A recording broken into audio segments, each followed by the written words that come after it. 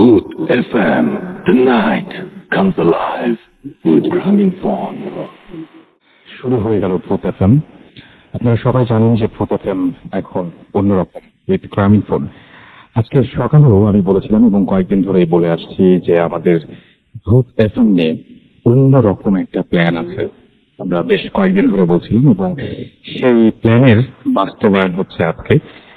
এই মুহূর্তে আমরা স্টুডিওতে নেই, স্টুডিওর বাইরে আছি আমরা, এবং একেবারেই স্টুডিওতে বসে বলছি না যে স্টুডিওর বাইরে কোনো একটা জায়গায় আছি।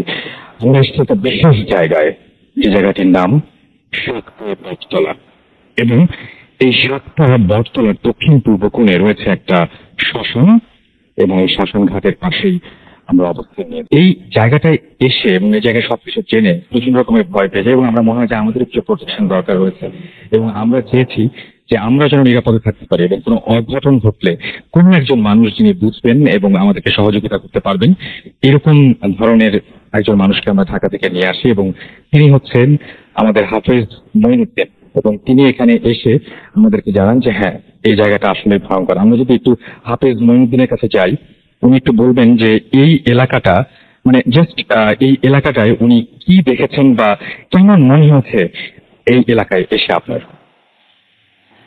আসলে যখন আমি আসতেছি গাড়িতে যখন আসতেছি, যখন এই এলাকাটার মধ্যে ঢুকলাম, তখন আমি গাড়ির ভিতরে আমার খবর হয়ে গেছে যে এলাকাটা খুব ভয়াবহ, দুষ্ট দিনের আনাগোনা। আচ্ছা, এখানে খুব দুষ্টমির করে ভয় দেখায়, এলাকাটার ভিতরে খুব ভয়াবহ পরিস্থিতি জায়গাটার মধ্যে, এবং এই জায়গাটাতে যে কোনো অঘটন ঘটা খুবই সম্ভব। যে কোনো ধরনের অ্যাক্সিডেন্ট যে কোনো সময় হতে পারে। আপনাকে অনেক ধন্যবাদ। আমরা এখন মূল শোতে প্রবেশ করবো এবং এই এলাকার কিছুক্ষণের মধ্যে আমরা রতন ভাইয়ের সাথে কথা বলবো। সবাইকে স্বাগত জানাচ্ছি ভূত এফএম এ। প্রথমে চলে যাবো আমরা একটু রতন ভাইয়ের কাছে। রতন ভাই, আমি আপনাকে যত দেখছি তত মুগ্ধ হচ্ছি এবং এই এলাকাবাসীকে যত দেখছি তত মুগ্ধ হচ্ছি। আমি জানি না যে আপনারা আসলে মানে আপনাদেরকে আসলে কিভাবে বর্ণনা করা যায়, কেমন মানুষ আপনারা। এত বড় একটা অঘটন ঘটে গেল, তারপরেও আমাদেরকে যেভাবে সহযোগিতা করছেন আমরা অভিভূত। আপনাকে অনেক ধন্যবাদ জানাচ্ছি। শুরুতেই আপনি যেভাবে আমাদের সাপোর্ট দিয়েছেন, আপনার বাসায় কি অবস্থা আমরা জানি, আপনি চলে এসেছেন এইখানে। তো আমি আপনার চাচার জন্য সবার কাছে দোয়া চেয়েছি, এখন আপনার কাছে আসছি যে এই যে আপনাদের বাসার সামনেই এই যে বটতলা, যেখানে নাকি ঘন ঘন অ্যাক্সিডেন্ট হয়, এবং আপনি অনেক ধরনের কথা বলছেন এই বটতলা নিয়ে অফ এয়ারে, আপনি একটু আমাদেরকে বলবেন যে কি ধরনের ঘটনা হয় বা কেন এই বটতলাটা, সাতটা বটতলাটা কেন বিখ্যাত হলো? কি অবশ্যই বলবো। আমার নাম মোহাম্মদ রতন। আমার বাড়ি বটগাছের কাছে। বটগাছটা আমাদের সীমানা জায়গাতেই পড়ছে। এখানে আনুমানিক এক ঘটনা বলছি আপনাদের। বয়স আমার তখন 10 বছর। তখন আমার বাড়ির ছাদের উপরে আমার আম্মার সাথে ছোট ভাইয়ের সাথে আমি ঘুমাইতেছি। তখন হঠাৎ ঘুম ভেঙে যায়। তখন আমি বটগাছের দিকে আমার নজর চলে যায়। তখন দেখি ওখানে একটি সাদা কাপড় পরে উপরে বটগাছের উপরে চুল আপনার গাছায় আড়ি করতেছে, এক গাছে থেকে আরেক গাছে যায়। পাশে এক বাড়িতে বড় গাছ আছে। এটা আমি আপনাদের বাসার ফ্যামিলি মেম্বারদের কাছে শুনছিলাম, চুল আছে। যে ওই চুল নিয়ে উনি এক গাছে থেকে আরেক গাছে চলে যায়, আবার আসে। তখন তো আমার তেমন একটা বয়স অল্প, তখন আমি বুঝতে পারি নাই। শুধু দেখছি প্রায় অনেক যাবার পর হঠাৎ আমার চোখ চলে, তখন আমি ঘুম থেকে উঠা ফল দেয়া আমরা যাবে ধরি। তখন আমরা বলি সব ঘটনা সাথে সাথে আমার বাসায় নিয়ে চলে যায়, রুম নিয়ে চলে যায়। তখন আরেকদিন হঠাৎ রাস্তায় দেখা হইলে আপনার গিয়া রাস্তায় চলাচল করে গাড়ি। তো হঠাৎ বৃষ্টিতে একজন এখানে উপস্থিত ছিল, ওনার বাড়ি আমার পাশেই। তখন যাওয়ার পর উনি অসুস্থ হয়ে যায়। তখন তুমি হাসপাতালে 2-3 দিন পর সে মারা যায়। আরেকটা ঘটনা বলছি, আপনি কিন্তু বলছেন কারণ ছাড়াই মানুষ নাকি মারা যায়, এই ব্যাপারটা কিন্তু কারণ ছাড়া অবশ্যই গাছের ভিতর দুধ কিছু আছে অবশ্যই, যেখানে কোনো কারণ নাই, কিছু নাই। এখানে যে কোনো সময় অ্যাক্সিডেন্ট হয় না, কিছু হয় না। হঠাৎ ভয় চমকে গেলেই তারপরে আপনাকে হঠাৎ কোনো আপনার ডাক্তারি ট্রিটমেন্টে চলে না, বাস 2-3 দিনের ভিতরে মারা যায়। এবং যে অ্যাক্সিডেন্ট হয় এটাও মাঝে মাঝে হয়, মাঝে মাঝে হয়, হঠাৎ করে অ্যাক্সিডেন্ট হয়ে যায়। হঠাৎ করে accident হয়ে যায়। আচ্ছা, আরেকটা কি যেন ঘটনা আপনি বলছেন? আর একটা ঘটনা বলছিলাম যে আমার চাচাতো ভাই ওই সামনে স্কুলের সামনে এখানে একটা পুষ্কুনি আছে, ওখানে মাছ ধরে। ওখানে মাছ ধরার পর আপনাকে মাছটা ওই নৌকাতে রাখে, একদিকে নৌকাতে রাখে, আরেকদিকে আপনি শেষ হয়ে যায়, নৌকাতে ফেলায় আর শেষ হয়ে যায়। হঠাৎ করে দেখে যে নৌকাতে কোনো মাছ নাই, চায় দেখে আমার চাচা আসে বলে এইসব ঘটনা। তো চাচা বলে বস এখানে যে পাশে, তারপরে আপনাকে ওই চাচা আমার তো দোয়া কালাম জানে, যে পাশে আপনাকে একটা বিটা আছে, ওখানে একটা পুরানা দিনের গাছ আছে, আপনি ওই গাছের থেকে ওই সাদা চুলালা ওই বসে আছে। তো ওনার প্রশ্ন হচ্ছে কিরে না হচ্ছিলে, বলে কে আমার মাছ দেখে মাছ তো পুরা নৌকার সব খায় ফেলাইছে, আর কি চাই সকালে সামনে দেখি। তো আপনার কাছে ওই অদ্ভুত জিনিস আছে, তো ওখানে জালের গিট থাকলে গিটের ভিতর আসতে সাহস পায় না, ওই গিটের ভিতর আসলে তারা মারা যাবে। যখন সামনে আসে না তখন আপনাকে আমার চাষতে ভাই বলে আর খাবি না, কয় না খাবি না। মনে করেন যে অনেকটি মাছ শেখা দেয়, খায় চলে যায়। আমার পাশে শ্মশান আছে, ওখানে আরেকটা ঘটনা আমার বাড়ির সাথে আমি শুনছিলাম লাশ রেখে যায়, এরকম কি যেন একটা ঘটনা শুনেছিলাম। না, লাশ রেখে যায় না, একজন মহিলা ওই যে বললাম না উপরে আসে বসে রাত হঠাৎ বরদাস্ত হতে সেটাকে। তারপরে যে ওখানে আপনি গিয়ে বরদাস্ত হলেও ভয় পায় কেন, এখন হিন্দু সম্প্রদায় তারা আপনি গিয়ে এখানে পুজো করে। আচ্ছা, পুজো করেন তার জন্য ওনারা এটা অনেক ভক্তি করে করে ওখানে চলাচল করে, গাড়ি দিয়ে আপনি দুধ নিয়ে যাইতে, ওখানে দুধ সেই গাছের উপরে দেওয়া যায়। আচ্ছা, যে ওনারা যে ওটা নাকি ভগবান নাকি বলে আর কি, ভক্তি করে পুজো করে আর কি, যেটা ওদের হিন্দু সম্প্রদায়ের মেন জিনিস। আচ্ছা, তা আরেকটা ঘটনা হলো যে আমার এই বটগাছে পাশে যে শ্মশান গাছ আছে, এই শ্মশানে রাত্রে হইলে চলাচল করে। আমাদের বাসায় একজন আমাদের গেস্ট আসছে বেড়াইতে কুমিল্লা থেকে, যে উনি সম্বন্ধ আমার চাচার শাশুড়ি। তো ওখানে রাত্র 1টার দিকে আনুমানিক উনি বের হয়েছে। বাড়ির বাহার হওয়ার কারণে ওই যে ওনারা বলে নাকি ওই রাস্তা চলাচলে যাকে পাবে তাকে নিয়ে নেন। আচ্ছা, ওনাকে মনে করেন যে রাস্তার চলাচলের সময় ওনার রাস্তা ডিস্টার্ব করছে, তো ওনার আপনি ভূতে ধরছে, মানুষের যেটা নাকি বলে যে তাকে ভূতে ধরে। তো ধরার পর উনি অসুস্থ হয়ে যায়। অসুস্থ হওয়ার পর আমার এক চাচা আছে, উনি কাছে নিয়ে যায়। তো চাচা খুব চেষ্টা করে ওনাকে চিকিৎসা ট্রিটমেন্ট করার পর ওনাকে যে দোয়া কালাম পরে ওনাকে এই বায়ানগুলো আপনার গিয়া এখানে টিপ দিয়ে ধরে। আর ওই যে আমাদের গেস্ট আছে না, উনি কথা বলে আর কি, ওনার ভিতর থেকে যে অদ্ভুত ভূত আছে। আচ্ছা, উনি কথা বলে, ওনাকে জিজ্ঞেস করছে তুই ওনাকে ধরছিস কেন, বলতেছে যে রাত্রবেলা উনি বাইরে এসে আমার রাস্তায় ডিস্টার্ব করতো, তার জন্য ওনাকে আমি আটকেছি। তো এখন যাবি কিভাবে? তো জানো তুমি আমার মেহমান, যে আমার বাড়ির কাছে তো ধরস না। ঠিক আছে, আপনার বাড়ির কাছে আমি ধরি না, আপনার বাড়ির কাউকে কখনো ক্ষতি করি নেই, ঠিক আছে। ওনাকে বলতেছে ওনাকে ধরছি, উনি রাতটা আমার অনেক ডিস্টার্ব করছে, আর আমি তো জানি না যে উনি আপনাদের বাড়ির কেউ। তো ডিস্টার্ব করার পর ওনাকে আটকানোর পর যে চাচা আপনি দোয়া দলম বেড়ে বাঙ্গুলো টিপ দিচ্ছে, ওই কথা বলতেছে যাবি কাকি, বলতেছে এখন তো আমি যাবো না, আমার একটা মনে লাল মোরগ দিলে আমি চলে যাবো কয়েকজন থেকে, আর কখন ধরবি না তুই বাড়ির মানুষে, কারণ আমি তো কখনো এই বাড়ির মানুষকে কখনো ক্ষতি করিনি। এখানে উনি তো আপনাদের বলতেছে উনি তো আপনাদের বাড়ির কেউ না। তখন ওই একটা লাল মোরগ দেওয়ার পর চলে যায়। আচ্ছা, আপনি একটু আমরা আবার আপনার কাছে পরে ফিরে আসবো, আপনি একটু খালি এই এলাকার নামটা একটু বলবেন, ঠিকানাটা একটু বলবেন। এলাকার নাম হলো আপনাদের সাতটা, এটা 7টা ইউনিয়ন 7টাই গ্রাম। 7টাই গ্রাম, এখানে ক্যানিগঞ্জে মোট 12টা ইউনিয়ন আছে, তার মধ্যে একটি। আপনাকে অনেক ধন্যবাদ, আরো দূরের কাছে আপনাকে অনেক ধন্যবাদ। এবং যে যাই বলুক না কেন, আমরা সবসময় একটা কথা বলি যে আমি শুরুতেই বলেছিলাম, আজকে ভূতাশ্রমের শুরুতে আমি বলেছিলাম যে আমরা এই শোটি এই এলাকায় করছি, আপনারা চাইলে এই বটগাছটা অবশ্যই ভিজিট করতে পারেন এবং যে কোনো দিন দেখে যেতে পারেন এবং আমাদের খোঁজ খবর নিতে পারেন, এবং আমাদের সেটা নিয়ে কোনো সমস্যা নেই। তো যাই হোক, আমরা চলে যাব আমাদের এই এলাকায় 1971, দ্যাট মিনস আমাদের স্বাধীনতা যুদ্ধের আরো আগের সময় থেকে, অর্থাৎ স্বাধীনতা লাভের আরো আগের সময় থেকে এই এলাকায় সমন আলী, তিনি মাঝি এবং তিনি জেলে, তিনি ওই এলাকায় মাছ ধরেন। আপনারা কিন্তু বহুবার বলছেন গ্রামের ঘটনা আপনাদের ভালো লাগে, এলাকার মানুষ চান আপনারা, অরিজিনাল সব মানুষজন যারা এখানকার এলাকাবাসী তারাই আপনাদের ঘটনা শোনাচ্ছে। সমন আলী, আপনাকে ধন্যবাদ জানাচ্ছি অনেক আমাদের সাথে এখানে যোগ দেওয়ার জন্য। আসসালামু আলাইকুম, আমার নাম মোহাম্মদ সমন মিয়া, আমি এক জেলে।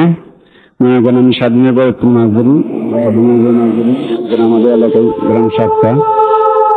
আমরা জিজ্ঞেস করি যে এই যে বটতলাটা আছে, এই বটতলায় আপনি কোনোদিন কোনো, আপনি একটা জিনিস শুরুতেই বলে দেন যে আপনি তো আমাকে বলছিলেন যে আপনি কোনো সময় ভয় পান, আপনাকে যদি এখন শ্মশান থেকে বলা হয় আপনি ভয় পাবেন, এবং আপনি বলছেন আপনি যখন বেঁধে রাখা হয় তারপর আপনি ভয় পাবেন। কেন ভয় পান না আপনি? আমার সাহস আছে, বল আছে। বাহ, চমৎকার। আপনি কোনোদিন দেখেছেন যে এখানে কি কি ঘটে এই বটতলায়? দেখেছি। আপনি বলছিলেন যে ইলেকট্রিসিটি আসার পরে বা কারেন্ট আসার পরে তারপরে আপনাদের দেখিনি, তারপরে আপনি দেখেন তার আগে বহু দিন দেখেছেন। আচ্ছা, কি কি দেখেছেন আপনি এখানে? আমি মনে করেন ভুলে মনে মাছ ধরি, বটগাছের মনে করেন তারা 7টা ঘোরা নিয়ে বরবতি নিয়ে গাড়ি থাকে, তারপরে আমরা জেলে আছি সবাই দেখি, তারপরে মনে করেন একবার এক মুখ ধরে, কোনোবার বিলাস, কোনোবার কুকুর, মনে করেন এখানে আরেকটা ভিটা আছে, প্রহারী ভিটা, বটগাছের মধ্যে তুলতে যায়। আবার বটগাছ থেকে শুরু করে বটযাত্রীরা বটগাছ প্রহরী ভিটা পর্যন্ত যায়। আচ্ছা, তারপরে আর যায় না, তারপরে আর যায় না, ওখানে গিয়ে আবার এরা বসে পড়ে। আচ্ছা, এই যে বৃদ্ধ মহিলার কথা শুনলাম, এনাকে বৃদ্ধ মহিলা মনে করেন এরা ওই ঘোরাই মনে করেন, আবার কোনোবার বৃদ্ধ মহিলা ঘুরে আসে, কোনোবার ওই জোয়ান মহিলা ঘুরে আসে। আচ্ছা, এবং এদের মধ্যে একজন আপনার মাছও খেয়ে ফেলেছিল, আপনি একদিন মনে করেন মানে মাছ ধরতেছি, নৌকার মধ্যে ছুটাছি মাছ, কোষা করি আমরা এটা আর কি, আমাদের বাসায় আর কি। আচ্ছা, আমাদের গ্রামের ভাষা কোষা বলি। ও মনে করেন পিছনে মাছ ছুটাছি, মাছ নাই। আচ্ছা, মনে করেন চাইতেছি, পিছনে চাই দেখি মাছ সব খাইতে নাই, মাথা আছে নাই, সে আছে চোখের মধ্যে, বুকের মধ্যে চোখ, বুকের মধ্যে চোখ। আচ্ছা, ওটা দিয়ে মাছ খেতে পারে। তারপরে মনে করেন আমি আর কি দিলাম, দিলে দেখেন মুখের তো নামার পর আর মনে করেন আবার 4-5 খাত ভিতরে গিয়ে আবার দেখতে মারছে আমার। এবার আমি ভয় পাই না কোনো কিছু দেখে। আচ্ছা, আমার জীবনে আমি ভূতটার বেশি দেখতে ভয় পাই না। আচ্ছা, আপনি কখনোই ভয় পাননি এখানে? আচ্ছা, অনেক ধন্যবাদ আপনাকে। এবং আপনি এখনো পর্যন্ত মাছ ঘুরে যাচ্ছেন, এখন মাছ ঘুরে যাচ্ছে, আপনার ব্যবসায়ী মাছ, আপনার ব্যবসায়ী মাছ। ওকে, আপনাকে অনেক ধন্যবাদ। আপনাকে যদি দরকার হয় আমরা আবারও পরে আপনার চেষ্টা করবো। ওয়ালাইকুম আসসালাম। আচ্ছা, আমরা এখন চলে যাবো আমাদের পরবর্তী ঘটনায়। আমাদের এই এলাকায় যেখানে আমরা বসে আছি, এই এলাকায় যেখানে আমরা বসে আছি সেই জায়গাতেই থাকেন একজন, আমাদের এখানে দুজন কাজ করেন, তারা এলাকাবাসী, অবশ্যই এলাকাবাসী, এবং তারা জানাবেন যে এই এলাকায় একটা ঘটনা ঘটেছিল কিছুদিন আগে। সেই ঘটনাটার ব্যাপারটা আমি একটু জানাবো, যে কি ঘটেছিল এই এলাকায়। আপনি একটু ছোট্ট করে আমাদের বলতেন। রাসেল ভাই, আপনার নামটা শুনতে একটু বলবেন। রাসেল ভাই, আমি মোহাম্মদ আলী। আমি এই এলাকায় 7টা এলাকায় ওখানে ফ্যাক্টরিতে কাজ করি। আচ্ছা, আপনার সঙ্গে কে আছেন একটু তার নামটা শুনুন। আসসালামু আলাইকুম, আমার নাম মোহাম্মদ ডালিম ইসলাম, আমি তার কোম্পানিতে চাকরি করি। আচ্ছা, ওকে, আমরা শুনি যে কি ঘটেছিল এখানে। ঘটনা এখানে ঘটেছিল, শামিম করে একজন ছেলে ছিল আমাদের ফ্যাক্টরিতে। 7টা বটগাছ থেকে 4 মিনিট লাগে আমাদের ফ্যাক্টরিতে আসতে। রাতে 11টা 20 মিনিট সময়, তখন সে সন্ধ্যাবেলায় নাকি অনেক ভয় পেয়েছিল ছায়া দেখে। পরে সে রুমে যে শুয়ে ঘুমানোর জন্য শুয়ে থাকে। পরে সে প্রস্রাব করতে বাইর হয় রাতে 11টা 40 মিনিটের মতো, এই যে পয়লা বৈশাখের পরের দিন। আচ্ছা, এই দিনের ঘটনা। তো বাইর হওয়ার পর হেরে নাকি উড়ায় নিয়ে আসে। আচ্ছা, তারপরে ধরে উড়ায় নিয়ে আসে 3 জন, বড় বড় লম্বা লম্বা, ওই এরকম মাথা নাই, বুকের ভিতরে চোখ, 3 জনে উড়ায় নিয়ে আসে। আমরা যেখানে এখন বসে আছি এই সাইডে একটা ব্রিজ আছে, ব্রিজের নিচে ফালায় রায়। তারপরে এর ভাই ওরা অনেক খোঁজাখুঁজি করে, আধা ঘন্টার মতো খোঁজাখুঁজি করে পায় না, তারে পায় না। সাথে আমিও খোঁজাখুঁজি করি, আধা ঘন্টা খোঁজাখুঁজি, লাইট দিয়ে খোঁজাখুঁজি করে ডাকাডাকির পরে তার ব্রিজের নিচে অজ্ঞান অবস্থায় পাইছি। আচ্ছা, তার মুখ দিয়ে ফেনা বাইর হয়েছিল, অনেক গর্জন দিছিল। আমরা ডাকছি যে সময়, ওই সময় কথা বলে নেই, এমনি নাকের ডাক, মুখের ডাকে মানে কোনো শব্দ করেছিল। তখন আমরা ঘুমানির মতো কিছু একটা হয়েছিল নিশ্চয়ই। তখন আমরা টর্চ লাইট দিয়ে দেখি যে ব্রিজের নিচে ওরে অজ্ঞান অবস্থায়, হাতটাও বেঁকা, একবার শক্ত হয়ে আছে, আর রাখছে। পরে আমি নিজে ওরে উঠাইতে পারি না, 3-4 বার পরে যাই। পরে যাওয়ার পরে উপরে উঠায় ফ্যাক্টরিতে, ব্রিজের উপরে উঠায় মাঠে ফাঁকা জায়গাতে ফ্যাক্টরিতে লোক ডাক দেই যে তোমরা আসো, এখানে এরকম এরকম ঘটনা ঘটছে, সামনে এখানে নিচে কে জানি নিচে। তো সবাই এসে রুমে নিয়ে যায়, ফ্যাক্টরির ভিতরে নিয়ে যায়, 5-6 জন ধরে নিয়ে যায়, তারে প্লাস্টিকের গ্যালান জ্বালায় সারা রাত তারে পাহারা দিই। পাহারা দেওয়ার পরে আবার আমরা 4 জন 7টায় বট গাছের নিচ দিয়ে মসজিদের সামনে যাই।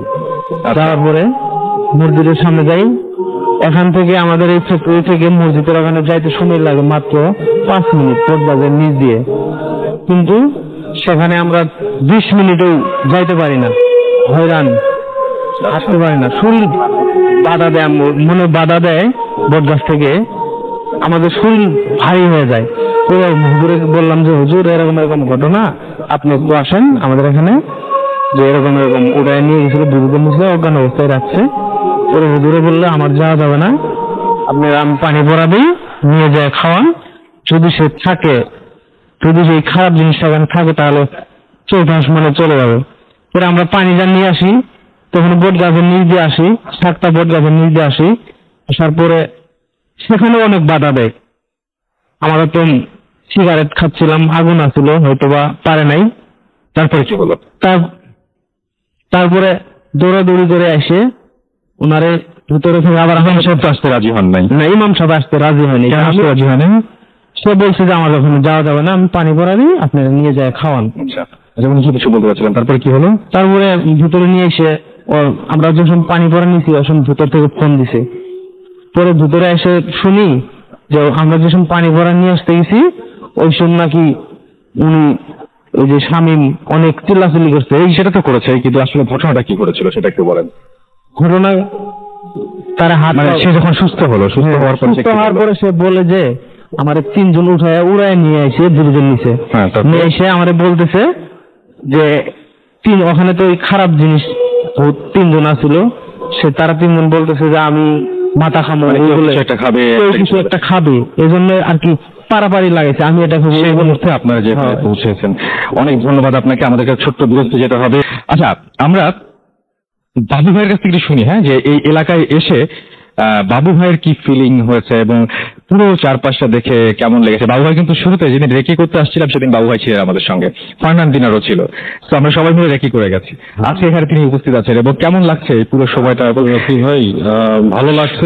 এবং তার আগে বলবো যে সত্যি কথা বলতে কি, যে আমাদের বহুদিনের প্রত্যাশা ছিল আপনিও এটার মানে একটা অংশ, যে আপনি সাথে অনেক ডিসকাস করেছেন।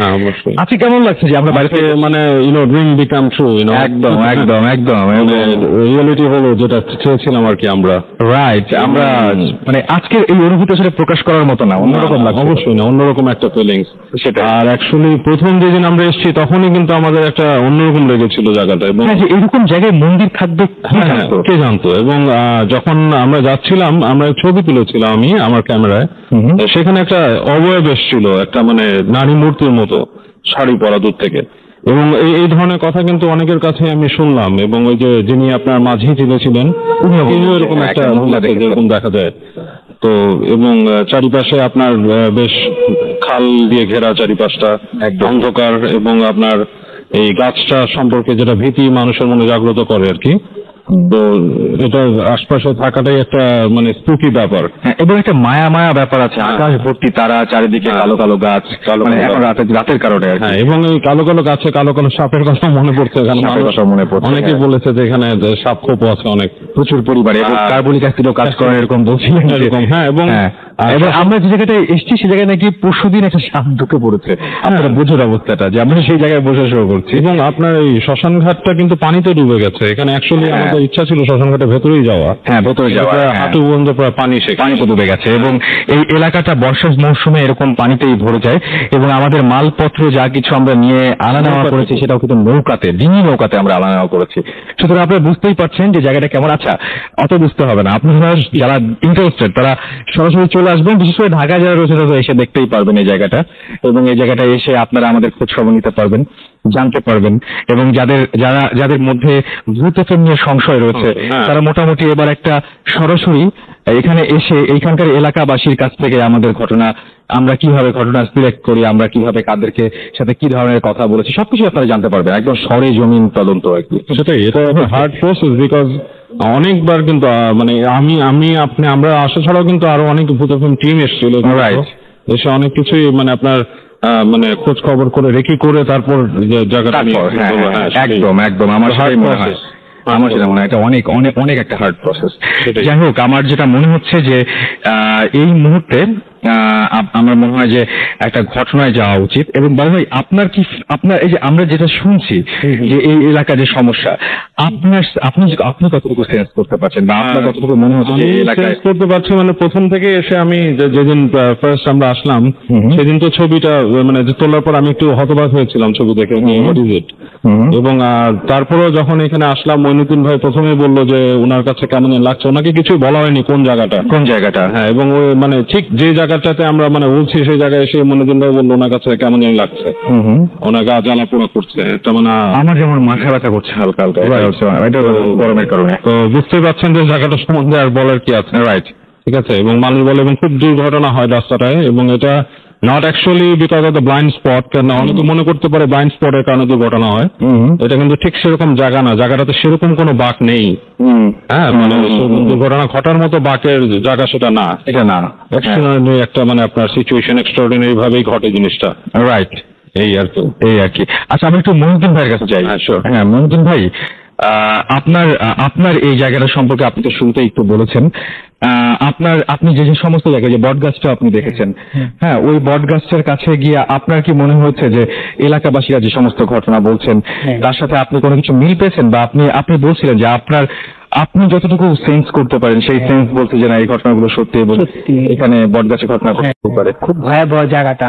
আচ্ছা, কি ধরনের মানে জিনিস এখানে আছে বলে আপনার মনে হয়? মানে সেটা কতটা ভয়াবহ বা ক্ষতিকর আপনার দৃষ্টিতে? আমি যতটুকু আমার কাছে ভিতরে আসছে, যখন আমি গাড়িতে এলাকাতে ঢুকছি তখন আমাকে বলছে জায়গাটা খুব খারাপ, এখানে খুব দুষ্ট জিনের বসবাস আছে। এবং এখানে যে জায়গাটা বট গাছটা বলতেছে, বট গাছটাই সবচেয়ে বড় ভয়াবহ, বট গাছটা সবচেয়ে বড় খারাপ। আচ্ছা, এই জায়গাটার মধ্যে ওকে, খুব খারাপ জায়গাটা। আচ্ছা, আমরা টানা ঘটনা শুনতে চাই। আপনারা, আমি জানি যে এই মুহূর্তে অনেক পুলিশ সদস্য, আমাদের পুলিশ ভাইরা, তারা আমাদের সাথে রয়েছেন, ভূতমের সাথে রয়েছেন। আমরা পুলিশ কতটা সময় বেশ ভয় পেয়ে যাই কিন্তু, এবং আমরা জানি, আমরা সবসময় যদি বলি যে এদের পার্সোনালিটি কেমন, তাদের পার্সোনালিটি যদি আমরা বলতে যাই, বলবো যে হ্যাঁ, প্রচন্ড রকমের সাহসী হন তারা। কিন্তু প্যারানর্মাল ব্যাপার স্যাপারে কিন্তু মানুষ মাত্রই ভয় পান, যত সাহসী মানুষই হন না কেন। আমরা পেয়েছি এরকম একজনের কাছ থেকে একটা ইমেল, যেটা একজন পুলিশ সদস্য আমাদের করেছেন, এবং তিনি যেভাবে লিখেছেন সেটা হচ্ছে, তবে আমি জানো ভালো আছেন, কারণ আপনি সবসময় ভালোর দলে। আমি একজন পুলিশ সদস্য, আমার সাথে কিছুদিন আগে একটা ঘটনা ঘটেছিল, তা ভয়ের কিনা জানি না, তবু বলছি, শেয়ার করতে ইচ্ছে করছে। এবং ঘটনাটা বাগে একটা মানে জায়গাটা আমি বলবো না, এবং তার পোস্টিং সেখানে। এবং তিনি বলছেন গত জুন মাসে এখানকার টহল ডিউটি করার সময় দুপুরে লাঞ্চ আওয়ারে আমার কাছে সংবাদ আসে যে একটা জায়গায়, একটা ইউনিয়নে, সেখানে একটা জায়গায়, প্রধানের নামটা আমার বলতে সমস্যা নেই, সুন্দরঘোনা এলাকায় কোনো এক বাগানের ভেতর একটা পুকুরে একটা লাশ ভেসে উঠেছে, এবং সঙ্গত কারণে লাশটিকে উদ্ধারের দায়িত্ব আমার উপর পড়লো। আমি ঘটনাস্থলে গিয়ে দেখি সত্যিই সেখানে পুকুরের পানিতে একটা মেয়ের লাশ পানিতে উপর হয়ে ভাসছে, এবং লোকজনের সহায়তায় সেই মেয়ের লাশটি পানি থেকে উঠিয়ে তার বিকৃত চেহারা, তার পচা গন্ধে বা গা গুলিয়ে আসার মতো উপক্রম। এবং এরপর মেয়েটির মা এসে লাশটি শনাক্ত করে, এবং এটা তার মেয়ের লাশ বলে আমাকে জানায়। আমি লাশটার সুরতহাল করে লাশটিকে হাসপাতালের মর্গে পাঠাই এবং ময়নাতদন্তের জন্য পাঠিয়ে। ওই দিন রাতের থেকে ঘটনা শুরু। আমি প্রতিদিন রাতে স্বপ্ন দেখি মেয়েটি, অর্থাৎ সেই লাশটি আমাকে সেখান থেকে তাড়া করছে, আর আমি সেখানে যেখান থেকে উদ্ধার করি সেখান থেকে আমাকে তাড়া করছে। আমি প্রাণ বাঁচাতে দৌড়াতে থাকি, লাশটা আমার পেছন দৌড়তে থাকে, এবং এক সময় সেটা একটা মসজিদের কাছে এসে পৌঁছায় এবং লাশটি আমাকে পেছে গেলি বলে চলে যায়। আমি আমার থানার হুজুরকে ব্যাপারটা বলি, হুজুর পাত্তা দেন না, স্বপ্ন দেখার ভয়ে আমি ঘুমাই না। ফজরের আজান দিলে তারপরে ঘুম হয়, এবং তখন তিনি ঘুমোতে যান। এবং তিনি বলেছেন যে আমার এই ঘটনাটা ঘটনা এমন একটা ঘটনা যে এখন ঘটছে, কি হবে জানি না, দোয়া করবেন। পুলিশে চাকরি করি, এসে বলতে পারছি না ব্যস্ততার কারণে, এবং ভালো লাগলে সবার সাথে শেয়ার করবেন। ভালো থাকবেন, নিজের যত্ন নেবেন। এবং আমি এবং তিনি তারপরে কতগুলো ছবি আমাকে দেখিয়েছেন যেগুলো খুবই ভয়ঙ্কর। যাই হোক, অনেক ধন্যবাদ আপনাকে সঞ্জিত। আমরা চলে যাবো ঘটনায়, এবং আমাদের সাথে এই মুহূর্তে আছেন বাবু ভাই। বাবু ভাইয়ের কাছে একটা ঘটনা শোনাচ্ছি, এবং বাবু ভাই বলছিলেন যে এইখানে যেরকম জায়গায় আমরা এসেছি, একদিকে শ্মশান এবং একটা গ্রাম, যে গ্রামের মধ্যে কিনা সাপের উপদ্রব, যেখানে কিনা কার্বলিক অ্যাসিড ছিটিয়েও কোনো লাভ হয় না, তারপরে সাপ ঢুকে পড়ে, এরকম একটা জায়গায় বাবু ভাই বলছেন তারও এরকম একটা জায়গায় এরকম টাইপের কিছু ঘটনা তার জানা রয়েছে। আমরা সেরকম একটা ঘটনা শুনতে হলে রাসেল ভাই, এই কাহিনীটা শেয়ার করেছে আসাম থেকে সুদীপ্ত নামে একজন। জি, এই ঘটনা হচ্ছে তার নানির সাথে ঘটে যাওয়া একটা ঘটনা।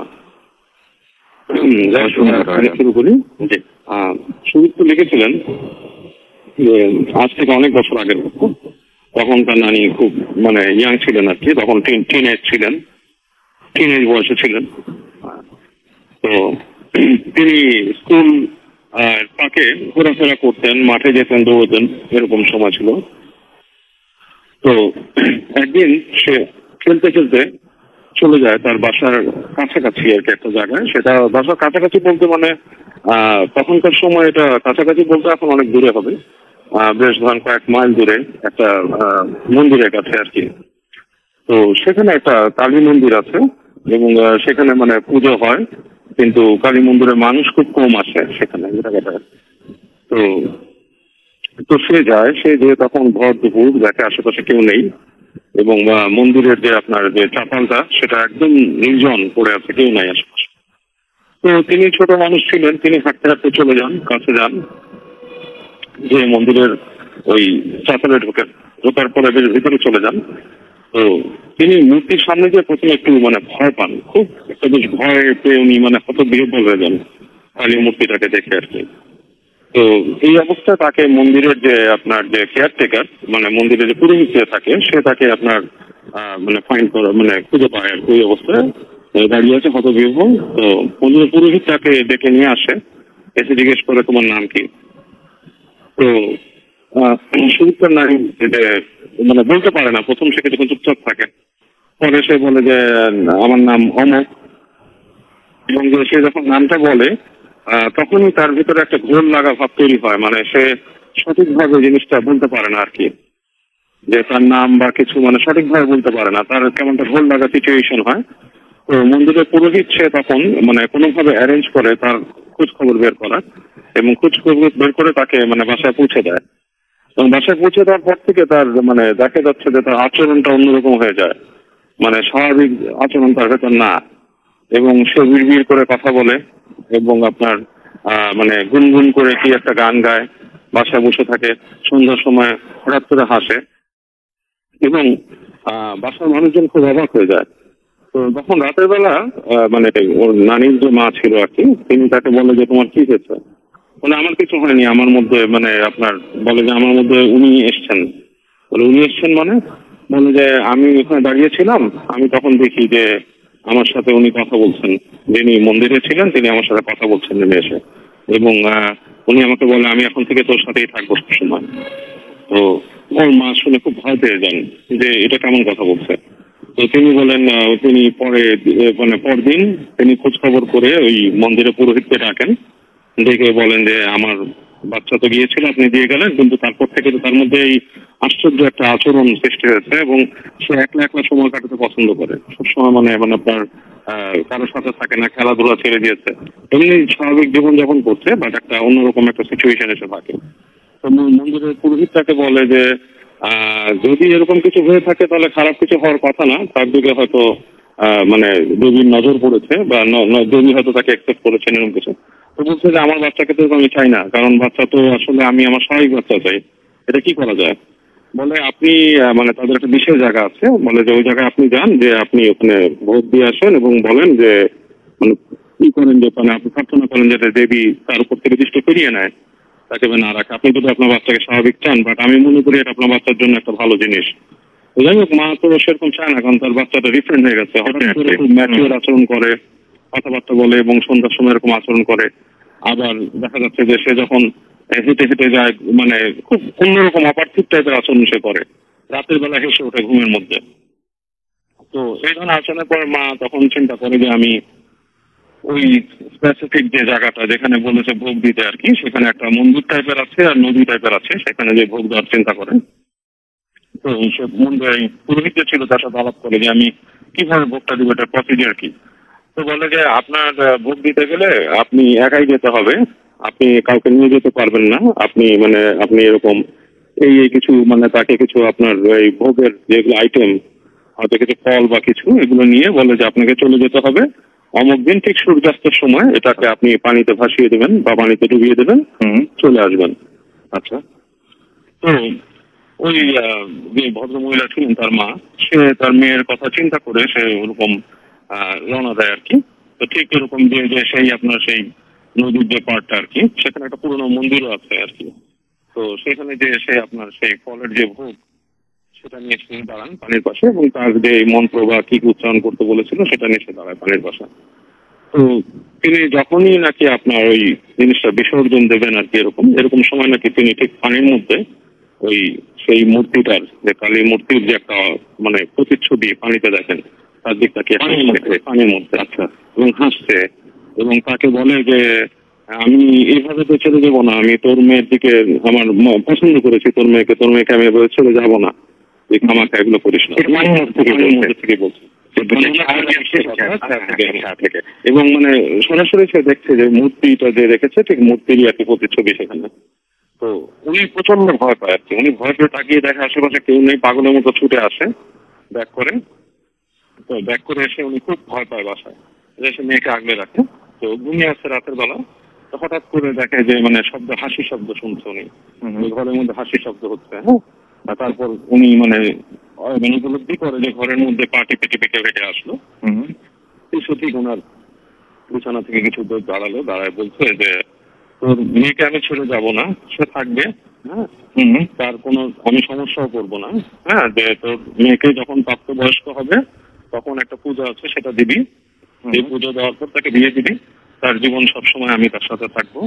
হ্যাঁ, আর এমনি তার সাথে কোনো রকম খারাপ ব্যবহার তোরা করবি না, এরকম কিছু ওত তাকে দিয়ে যায়। আচ্ছা, উনি ওটা মেনে নেয়। মেনে নেওয়ার পরে উনি আর কি ওই যে জিনিসগুলো ওনাকে বলেছিল উনি সবগুলো সেভাবেই পালন করে যায় আর কি, একটা একটা করে। আচ্ছা, হ্যাঁ, একটা একটা করে পালন করে যায় এবং যথাসময়ে সেই ভোগও তিনি দেয়। এবং ওর নানি, যে সুরুত্তর নানি ছিলেন, তিনি নাকি পরে একটা পরে বিয়ে হয় এবং ওনার সন্তানাদি হয়, তিনি মারাও যান।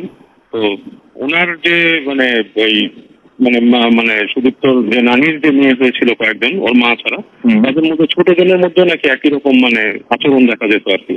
আচ্ছা, এবং তার সাথে কেউ খারাপ ব্যবহার করলে বা কিছু করলে সেটা তাদের একটা সমস্যা হতো আর কি। আচ্ছা, কি হতো এরকম। ওকে, আপনাকে অনেক ধন্যবাদ বাবু। আবার তো আপনাকে দেখে আসবো একটু পরে। যাই হোক, আমরা এখন চলে যাবো এলাকার একজনের কাছে, এবং তিনি হচ্ছেন রাজু। রাজুর বাসাটা, রাজু তো রাতুল ভাইয়ের ভাই, সুতরাং বুঝতেই পারছেন তার বাসার লোকেশনটা কোন জায়গায়। তাদের সাথে এই শ্মশানে নিয়ে একটা ঘটনা ঘটেছিল, সেই ঘটনাটা শুনতে আমরা সরাসরি এখন চলে যাবো রাজুর কাছে। রাজু, কেমন আছেন আপনি?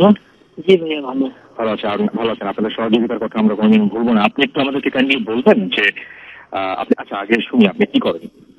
জি, আমি বিজনেস চকবাজার। বাবা, আপনাকে তো আমি ছোট মনে করেছিলাম। ওকে, আচ্ছা ঠিক আছে, আমরা ঘটনায় চলে যাই। কি ঘটনা ঘটেছিল যে শুনি আপনার কাছে? ঘটনা ঘটেছিল অ্যাকচুয়ালি যে পাশের এলাকা বাস্তা সেদিন মেলা হইতেছিল। জি, এই মেলাতে আমরা বন্ধু বান্ধব অনেকে গেছি। তো রাত্রে হয়ে গেছে দেখে অনেকে চলে আসছে। তো আমরা 3 জন ছিলাম ওইখানে।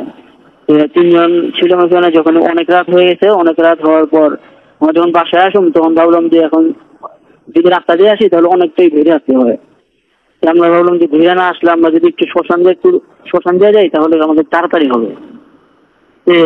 আমার এক বন্ধু ছিল না মসিম, ওকে আমরা আরেক বলে রাখি। ও বললো যে এখন যদি এই এত রাত্রে শ্মশান দিয়ে যাবো না। আমরা বললাম যে না, ওইখান থেকে শ্মশানের কথা বলছেন? হ্যাঁ, ওই একটু ভয় পায়, সেই জন্য বলতেছে যে না, এত রাত্রে শ্মশান দিয়ে যাবো না। আমরা বলতেছি এখন এত রাত্রে ওদিক দিয়ে গেলে ওদের চিন্তা গেলে ভয় আছে অনেক দূর, আমরা এখান দিয়ে যাই। তো 3 জন যখন নাকি শ্মশানের কাছে আসতেছিলাম, শ্মশানের কাছে আসার পরে পাখিগুলো এমন ভাবে ডেকে উঠলো যে আমরা 3 জন একদিন ভয় পেয়ে গেলাম। ভয় পাওয়ার পরে তখন আস্তে আস্তে আমরা 3 জনে এগোতে থাকলাম শ্মশানের ভিতর দিয়ে। শ্মশানে যে হাড্ডি মাথার খুলে এগুলো দেখা যায়। দেখা যাওয়ার পর আমরা যখন নাকি আরেকটু ভিতর দিকে আসলাম, তখন থেকে আমাদের যে বন্ধুটা বেশি ভয় পায় আরেক, ও আমাদের মাঝখান থেকে নাই। আমরা দুই বন্ধু তার ভয় পেয়ে গেলাম যে কি ব্যাপার, ওই কোথায় গেলো আমাদের মাঝখান থেকে। আমরা তখন দিশে হারা, তখন বাসায় গেলে তো কি বলবো যে ও কোথায়, আরেক কোথায়, বাসায় গেলে জিজ্ঞেস করবে। আমরা দুই বন্ধু একদিন দিশে হারা, যখন আস্তে আস্তে বাসার দিকে গেছি, আমরা বসে সকাল হইলে তারপরে খুঁজে না বাসায় যাবো। যখন সকাল হয়েছে, ও দেখি বাসা থেকে বের হয়ে আসতেছে। কি ব্যাপার, তুই কোথা থেকে আসলি? ও আমাদের দেখে বললো, তোরা কোথা থেকে আসলি? আমরা যখন একটা রাস্তা ছিলাম, তোরা দুজন হঠাৎ করে কোথায় চলে গেলি? শ্মশানের মাঝখানে আমার ফালায়, আমি এমনিতে ভয় পাই। আমরা দুজন একদম অবাক হয়ে গেলাম যে আমরা তিনজন একসাথে আসতেছিলাম, তুই আমাদের না বলে কোথায় চলে গেলি? আর এখন তোর টেনশন আমরা বাসায় আছি না, আর তুই বলতেছ যে তোর আমার কোথায় চলে গেলি। আচ্ছা, তার মানে আপনারা আসলে কেউ কারো খবর জানেন না, মানে আপনারা কেউ কারো খবর জানেন না, আপনারা পাননি ওনাকে, আর ও পায় নাই আপনাদেরকে, এরকম কিছু একটা দৃষ্টি। এরকম সবসময় মাঝে মাঝে এরকম ঘটে, উল্টা ঘটে, এরকম ঘটনা ঘটে। আমরা এই ধরনের ঘটনা অনেক আগে শুনেছি, নাকি অনেক ধরনের ঘটনা শোনা যায়। আপনাদের বাসার সিনিয়র মেম্বাররা অনেক কিছু, এই এলাকার যারা সিনিয়র রয়েছেন তারা অনেক কিছু বলছিলেন যে এই এলাকার অনেক বদনাম রয়েছে এই সমস্ত বিষয় নিয়ে। ওকে, আপনাকে অনেক ধন্যবাদ এবং আমাদের সাথে এখানে এসে সময় দেওয়ার জন্য। আমরা চলে যাবো আরো একটা ছোট্ট বিরতিতে। আসসালামু আলাইকুম রাসেল ভাই, আমি ফরহাদ কাতার দোহা থেকে। আমি প্রতিনিয়ত ভূত এফএম শুনি, আমার ভূত এফএম শুনতে অনেক ভালো লাগে, আমি ডাউনলোড করে ভূত এফএম শুনি। আজকে যে ঘটনাটা আপনাদের সাথে আমি শেয়ার করব, সেটা আমার লাইফের সাথে ঘটে যাওয়া একটা ঘটনা। আমি 2007 সালে এপ্রিল মাসে প্রথম ফার্স্ট কাতারে আসি। 2009 সালে আমি লাইসেন্স নিই গাড়ির, এবং 2009 থেকে আমি ভাড়া মারা স্টার্ট করি একটা প্রাইভেট গাড়ি দিয়ে। তো আমার একজন বড় ভাই, ওনার নাম হচ্ছে বাহার, ওনার প্রায় ভাড়া আমি মারতাম। একদিন দুপুরবেলা উনি আমাকে কল দিছে, কল দেওয়ার পর বলতেছে, ভাইয়া আমি একটু ছোটখাটো বিপদে পড়লাম, আমাকে একটা হেল্প করতে হবে। বললাম, ভাইয়া বলেন কি হেল্প করতে হবে? তো বলতেছে, ভাইয়া আসলে আমার একটা ফ্রেন্ড আজকে রাত্রে দেশে যাচ্ছে, ও রাত্রে 4:45 ওর ফ্লাইট, ও থাকে সানাইয়া। আর আসল ভাইয়া বলে রাখি, আমি থাকি ওয়াকড়া থেকে সানাইয়া ডিস্টেন্স হচ্ছে আপনার 25 থেকে 22 কিলোমিটার হতে পারে। তো ওয়াকড়া থেকে সানাইয়া যাওয়ার জন্য দুইটা ওয়ে আছে, একটা হচ্ছে উকিল দিয়ে জঙ্গল দিয়ে একটা রুট, আর একটা হচ্ছে আপনার মানে সাধারণত শহরের রুট আর কি, সিটি দিয়ে যায়। হিলাল দিয়ে গিয়ে, এই যারা দোহাই থাকে ওরা বলতে পারে, এটা হচ্ছে এয়ারপোর্ট রুট দিয়ে গিয়ে হিলাল থেকে সানাইয়াতে ঢুকে। তো আমার জন্য এটা পুরাই উল্টা। যেহেতু বড় ভাই এত রিকোয়েস্ট করতেছে, আমি তারপরে বললাম ওকে প্রবলেম নেই, আমি কয়টার দিকে বের হইতে হবে বলেন। তুমি আমাকে ঠিক টাইমটা দিতে হচ্ছে 1:30টার সময় আমার থেকে বের হইতে হবে বাসা থেকে, 2টার সময় সানাইয়ে পৌঁছতে হবে, সানাইয়া থেকে 2:30টার মধ্যে ওনাকে এয়ারপোর্টে নামা দিতে হবে, আর ওনার ফ্লাইট হচ্ছে 4:45। ঠিক আছে, সব ঠিক, ওকে। এরপর উনি ওই মানুষটার নাম্বার দিচ্ছে, আমি ওই মানুষটাকে কল করলাম, কথা বললাম, সব কনফার্ম হয়ে নিলাম। রাত্রে 1:30টার দিকে আমি বাসা থেকে বের হয়ে গেলাম, সিটির রুট দিয়ে রওনা দিলাম। রওনা দেওয়ার পরে সানাইয়ে গিয়ে আমি পৌঁছলাম আপনার ঠিক 2:05 থেকে 6 মিনিট এরকম একটা সময় হবে। আমি ওনাকে কল দিলাম অনেকবার, উনি কল রিসিভ করেন প্রায় 20 থেকে 25 মিনিট। আমি ওনাকে বসে থাকতে অনেক কল দেওয়ার পরে উনি 20-25 মিনিট পর আমাকে একটা কল দিল, বললো কি ভাই আপনি তো অনেক দেরি করে ফেলছেন, তার কারণে আমি একটা গাড়ি নিয়ে চলে আসলাম। আমার ভাই এটা কোন ধরনের কথা বলতেছেন, এত দূর থেকে আমি এত কষ্ট করে আসলাম, আমি দেরি করিনি, আমি আপনাকে আধা ঘন্টা ধরে কল করতেছি, আপনি রিসিভ করেন না। এই কথাগুলো বলার পরে আমি একটু রাগ হইলাম ওনার সাথে। উনি বলতে, আচ্ছা ভাই বাদ দেন, ভুল হইতে পারে আমার, আমি ভাড় ভাইকে বলে দেবো আপনার ভাড়াটা ভাড় ভাই দিয়ে দিবে, আপনি এত টেনশন নিন না, আপনি চলে যান। আমি একটা গাড়ি নিয়ে চলে যাচ্ছি। তারপর আমি চিন্তা করলাম, এত রাত্রে বারো মারতে পারলাম না, সব দিক দিয়ে লস। সিটি রোডটা দিয়ে গেলে অনেক সময় লাগবে, ঘুমাইতে হবে, সকালে 8টা ভাড়া আছে। আমি বললাম কি একটা কাজ করি, আমি সাহস নিয়ে বললাম মানে ওই জঙ্গলের রোডটা দিয়ে, জঙ্গল বলতে এখানে আসলে মরুভূমিকে জঙ্গল বলে, তো আমি মরুভূমি রোডটা দিয়ে রওনা দিলাম। মরুভূমি রোডটা দিয়ে যখন ঢুকলাম, প্রায় 5 কিলোমিটার আসার পরে আসল ভাই 4 থেকে 5 কিলোমিটার আসার পরে একটা মানুষ আমাকে সিগন্যাল দিচ্ছে। মানুষটা হচ্ছে না আরবি, টুপ পরা, মাথায় আছে টুপি, আর ওরা যে একটা কাপড় মানে রুমাল আর কি একটা মাথায় দেই, ওইটাকে হাজির রুমাল বলে আমরা বাঙালিরা, আর ওরা অন্য কিছু বলে, ওইটা দিয়ে সিগন্যাল দিচ্ছে। আমি দাঁড়াই নেই, আমি দাঁড়াই নাই, কারণ এই জন্য আমি ডান পাশে বাম পাশে দেখলাম কোনো গাড়ি খারাপ হয়েছে কিনা। আমি কোনো গাড়িও দেখলাম না, কোনো কিছু দেখলাম না। এত রাত্রে একটা মানুষ, বাড়ি নেই ঘর নেই, এখানে এত মরুভূমির মধ্যে মানুষটা কোথা থেকে আসবে। আমি দাঁড়াই নেই, আমি চলে আসছি, ওনাকে পাস করে চলে আসছি। আসার পরে 2-3 কিলোমিটার আসার পর দেখতেছি সেম মানুষটা আবার আমাকে সিগন্যাল দিচ্ছে সামনে থেকে। এবার কিন্তু আমি বই পাইছি রাসেল ভাই। আমি আসলে জিন ভূত এগুলো বিশ্বাস করতাম না কখনো। তো বই পাওয়ার পরে আমি চিন্তা করলাম, আমার যে কিছুই হোক এখান থেকে আমার থেকে যেতে হবে।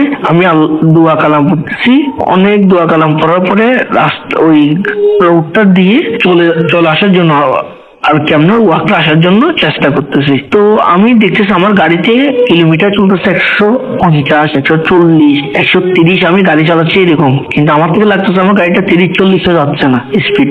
কেউ একজন আমার গাড়ি ধরে রাখছে, এরকম একটা চিন্তা করতেছি। তো আসলাম 2 কিলোমিটার মতো, আবার দেখতেছি ওই মানুষটা আবার সিগন্যাল দিচ্ছে। এইভাবে 3বার সিগন্যাল দেওয়ার পরে আমি আর দাঁড়াইলাম না, আমি চলে আসতেছি। একটা পর্যায়ে দেখলাম লুকিং গ্লাসের মধ্যে রাসেল ভাই যে মানুষটাকে আমি পিছিয়ে ফেলে আসছে, এবার মানুষটা সামনে আসতেছে না, ওইটা এবার গাড়ির বেগে আমার পিছন দিয়ে দূরাইতে আসতেছে আমার গাড়িটা ধরার জন্য। রাসেল ভাই বিশ্বাস করবেন না, আমি এত স্পিডে গাড়ি চালাচ্ছি, আমি জানি না আমি কেমনে ওয়াকটা রুটের মধ্যে ঢুকছি, আল্লাহ জানে, আল্লাহ আমাকে পৌঁছেছে। আমার লাগছে আমি 7-10-12 মিনিট রুটে গাড়ি চালাইছি, আমার থেকে লাগতেছে আমি 2-3 ঘন্টায় রুটে গাড়ি চালাইছি, ওরকম একটা সময় গেছে আমার। তো মনে হয় 12-14-15 মিনিট এই ধরনের একটা টাইম আমি ওই রুটে গাড়ি চালাইছি। আমি আপনার রুটটা পাস করে আসার পরে যখন ওয়াকটা মেইন রুটে ঢোকার পরে ওই রুট থেকে লাইট স্টার্ট, আমি অনেক কষ্ট করে রুটে ঢোকার পর আমার একটু সাহস বাড়ছে, কারণ ওই রুটে গাড়ি মোটামুটি চলাচল করে ওই জঙ্গল রুট থেকে বের হওয়ার পরে। তারপর আমি কটক আসার পর একটা মসজিদ পাইছি, ওখানে দেখতেছি 2টা হুজুর টাইপের মানুষ দাঁড়ানো।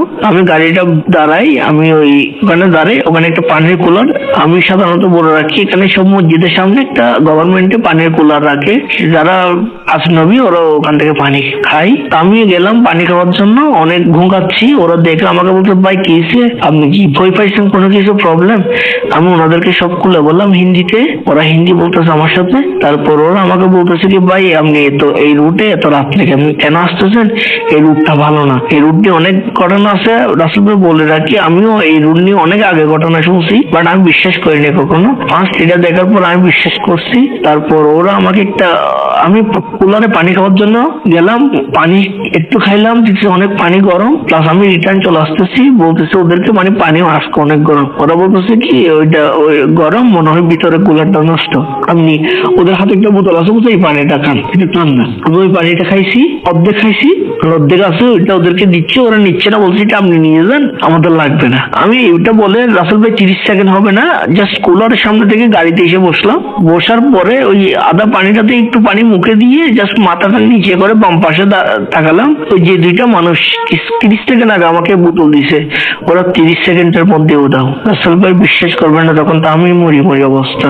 আমি কিসের উপরে গাড়ি গ্লাস বন্ধ করে গাড়ি গ্লাস বন্ধ করে টেনে তাড়াতাড়ি করে বাসায় আসলাম, অনেক কষ্ট করে। বাসায় আসার পরে আমার দরজা খুলে মাথা করে পড়ে গেছে। আমার ফ্রেন্ডরা আবার শুনে ঘুম থেকে উঠে বলতেছে কিসে। আমি আমাকে মাথায় পানি ঢালার পরে তাদেরকে সবকিছু বললাম, বলার পরে তারা সবকিছু বলতেছে কি, নেক্সট টাইম তুই রাত্রে আর বাড়া মারবি না, আর বাড়া মারলে ওই রুট দিয়ে যাতে কোনো সময় আপ ডাউন না করিস, ওই রুটটা ভালো না। তুই জানাস না রুট নিয়ে অনেক কাহিনী, অনেক মানুষ আসলে রাস্তা ওই রুটে অনেক গাড়ি অ্যাক্সিডেন্টে মানুষ মারা গেছে রাত্রে, ওরকম ওই রুট নিয়ে অনেক কাহিনী আছে, অনেক ঘটনা আছে ওই রুট নিয়ে। আরবিরা ওই রুটের ঘটনা জানে। তো রাসেল ভাই এই হচ্ছে আমার ঘটনা, আর আপনারা সবাই আমার জন্য দোয়া করবেন। আসসালামু আলাইকুম। সবসময় রেডিও ফুর্তি 88.8 FM আর চলছে ভূত FM এখন অন্যরকম উইথ গ্রামীণ ফোন। আমি রাসেল আছি আপনার সাথে, আমার সাথে রয়েছে মাসুম, আমার সাথে রয়েছেন আমাদের টেকনিক্যাল হেড। অলরেডি আমি একটা অডিও ক্লিপ প্লে করছি আপনাদের জন্য, থেকে আমরা কিছু বিজ্ঞাপন ব্রেক নিচ্ছি অফকোর্স। আচ্ছা যাই হোক, আমরা চলে যাবো আবারও ঘটনা, এবং আমাদের সাথে এই মুহূর্তে উপস্থিত রয়েছেন দিনার রয়েছেন, ফারহানের বন্ধু আর কি দিনার। সো দিনার রয়েছেন, যিনি জয়েন করেছেন খুব কাছাকাছি, কেরানীগঞ্জ থেকে বেশি দূরে না, পুরান ঢাকা, এবং পুরান ঢাকার লালবাগ থেকে দিনার এসেছেন আমাদের সাথে আপনাদেরকে ঘটনা উপহার দেওয়ার জন্য। দিনার, শুনুন আপনার ঘটনা, কোথাকার ঘটনা এটা? আসলে ভাই আপনাকে ধন্যবাদ যে ভূত আপনার স্পেশাল এপিসোড আমাকে এসে ঘটনা শেয়ার করতে দেওয়ার সুযোগ করে দেওয়ার জন্য।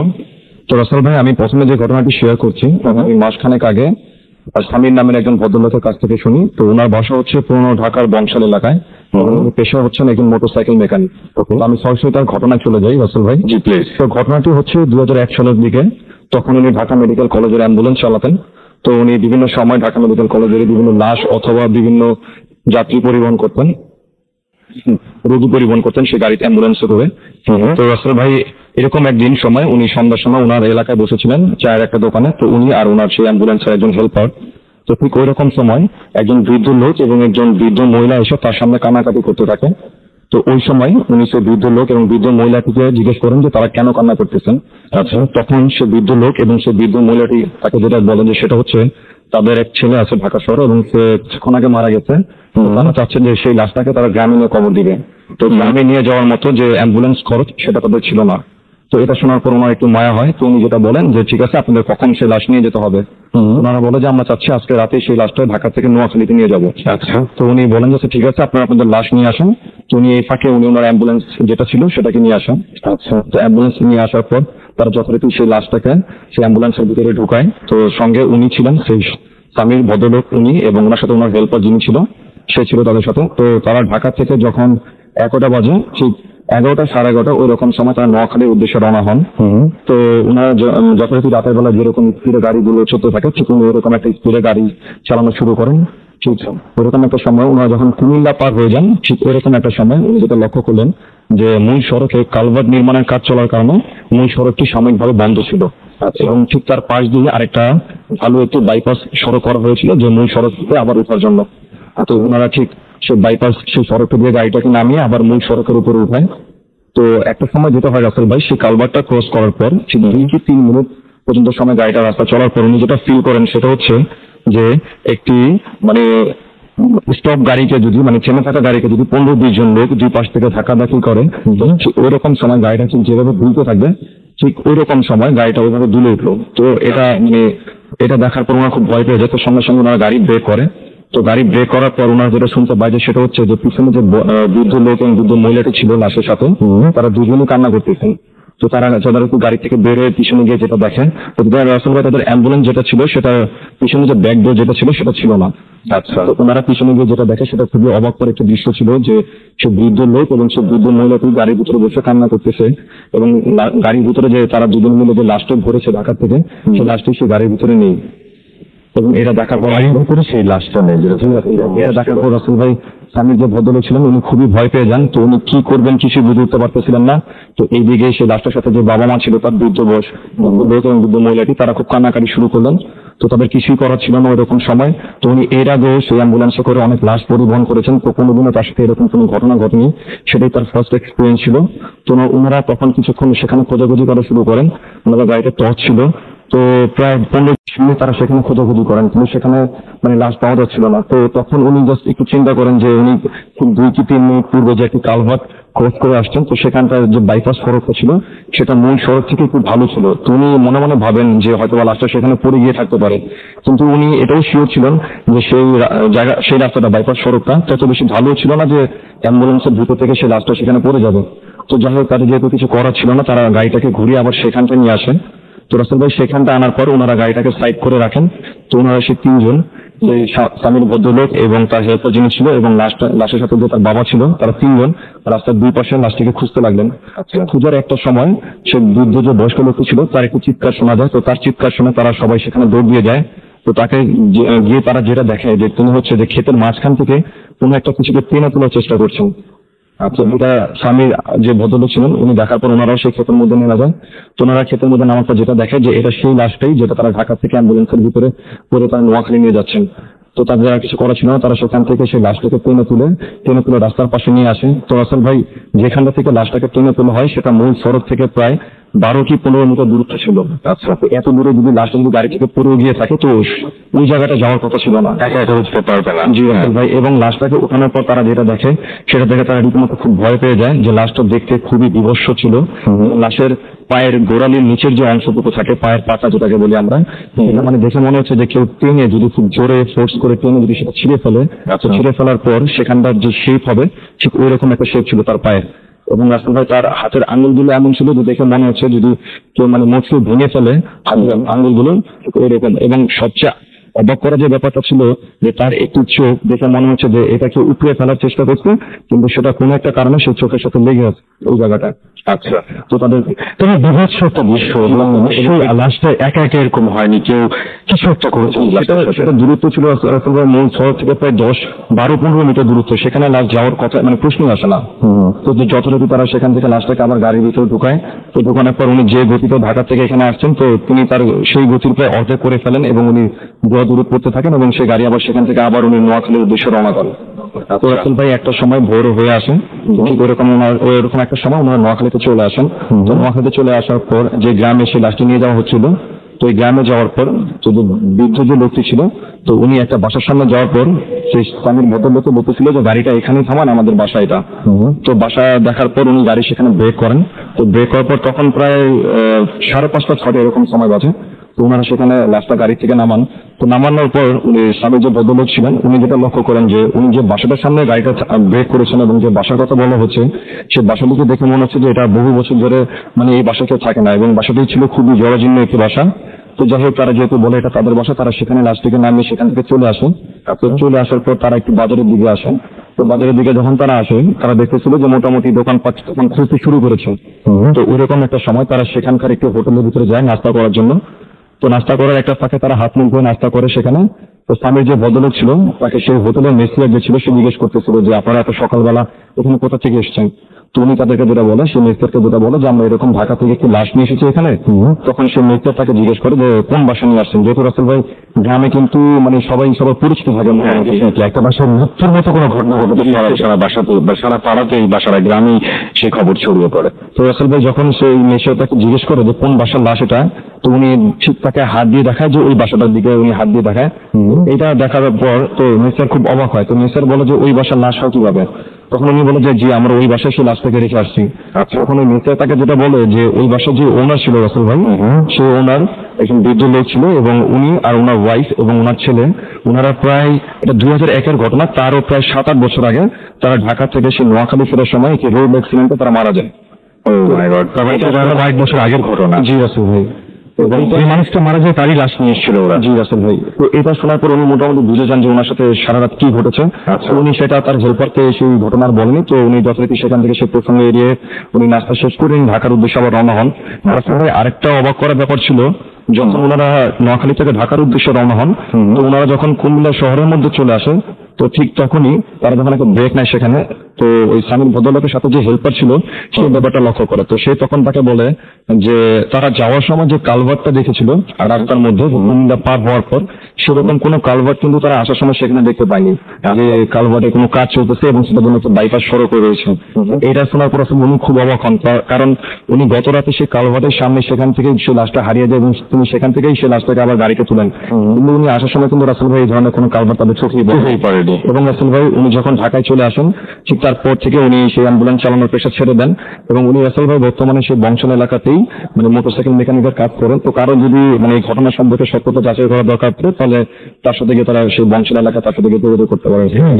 আমরা যারা সন্দেহ প্রকাশ করেন বিভিন্ন ঘটনা নিয়ে, আমরা সবসময় বলি যে ভূত হিসেবে আমরা সত্যি ঘটনা প্রচার করি এবং যাদের সন্দেহ থাকবে তাদেরকে আমরা বলি তারা হচ্ছে আরো বেশি রকমের কিউরিয়াস। সো অবশ্যই অ্যাপ্রিসিয়েট করার মতো একটা ব্যাপার।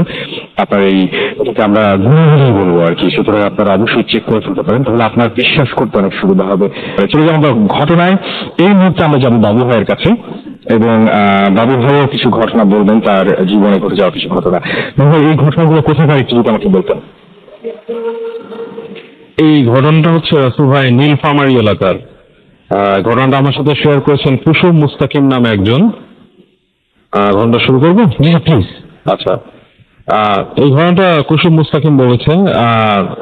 ওরা নীলফামারীতে আপনার শিফট করে আপনার কুমিল্লা ডিস্ট্রিক্ট থেকে, এবং তার বাবা চাকরির সুবাদে ওখানে যায়। যাওয়ার পরে ওখানে ওঠে, ওখানে একটা বাসা ওরা পায়, যে বাসাটা ওরা মানে ভাড়া করে আর কি, রেন্টে নেয়। তো যখন রেন্ট নিতে যায়, বাসাটা বেশ পুরানো ছিল, বাসাটার আপনার ভেতরের যে ইন্টেরিয়ারও খুব ভালো ছিল না এবং এর আগে কোনো মানে টেনেন্ট ওরা ওখানে পায়নি থাকার জন্য। তো তো এরকম একটা বাসা নেওয়ার পরে চিন্তা করে যেহেতু বাসা পাচ্ছিল না, কম ভাড়ায়, কম ভাড়ায়, হ্যাঁ যেহেতু পাচ্ছিল না এবং বাসার ভেতরে মানে ওই বাসাটা বেশ খালি ছিল আর কি।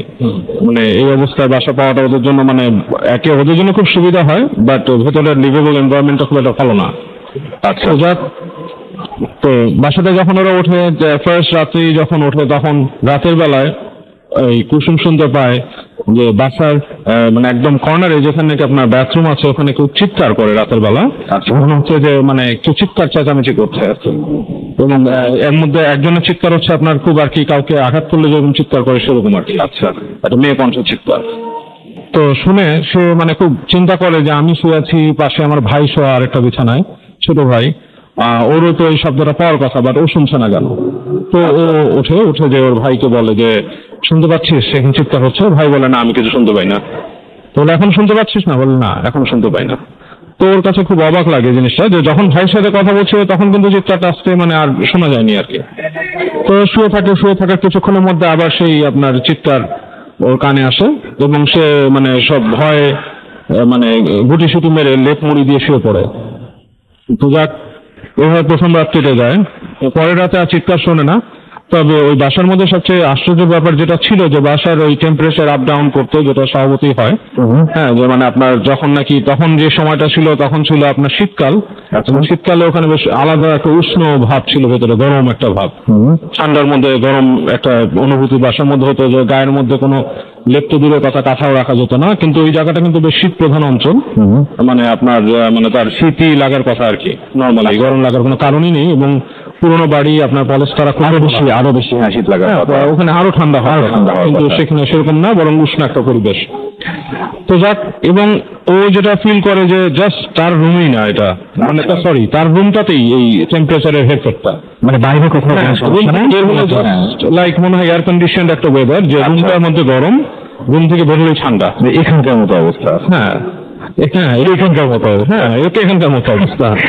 তো এরকম অবস্থায় সে যখন বেরিয়ে যায়, মানে রুম থেকে যখন ডাইনিং স্পেসে যে অঞ্চলটা, এবং পুরোনো বাড়ি বেশ বড় একটা আপনার ডাইনিং স্পেসের মতো, তো ওখানে যখন যায় সে ফিল করে যে রুমের যত কর্নারে যায় তত মানে ঠান্ডাটা আরো বেশি। আচ্ছা, তো স্বাভাবিক মনে করে যে ওখানে হয়তো জানলা আছে, জানলা থেকে বাতাস আসে, এটা স্বাভাবিক হতেই পারে, হতে পারে। তো এরকম ভাবে 2-4টা দিন এরকম কেটে যায়। তো একদিন তার মায়ের সাথে আলাপ করে যে আম্মু এখানে এরকম রাতের বেলা শব্দ শুনতে পাই, চিৎকার। আমি প্রথম দিন শুনেছিলাম, এরপর যদিও শুনিনি, বাট এরকম চিৎকারের শব্দ শুনি। তো তার আম্মু বলছে যে আমিও শুনেছি চিৎকারটা, তুমি শুনেছো, আমিও শুনেছি, কিন্তু তোমার বাবা কিন্তু শুনতে পায়নি, আমি তাকে উঠিয়েছিলাম, সে শুনতে পায়নি। তো মা আমি খুব এটা নিয়ে টেনশনে থাকেন। তো যাক, এই অবস্থায় তার বাবার মানে কোনো একটা কাজে, মানে অফিসিয়াল কাজে ওখান থেকে চলে যেতে হয় পাশে এসে, মানে সপ্তাহখানেকের জন্য অন্য কোনো ডিস্ট্রিক্টে।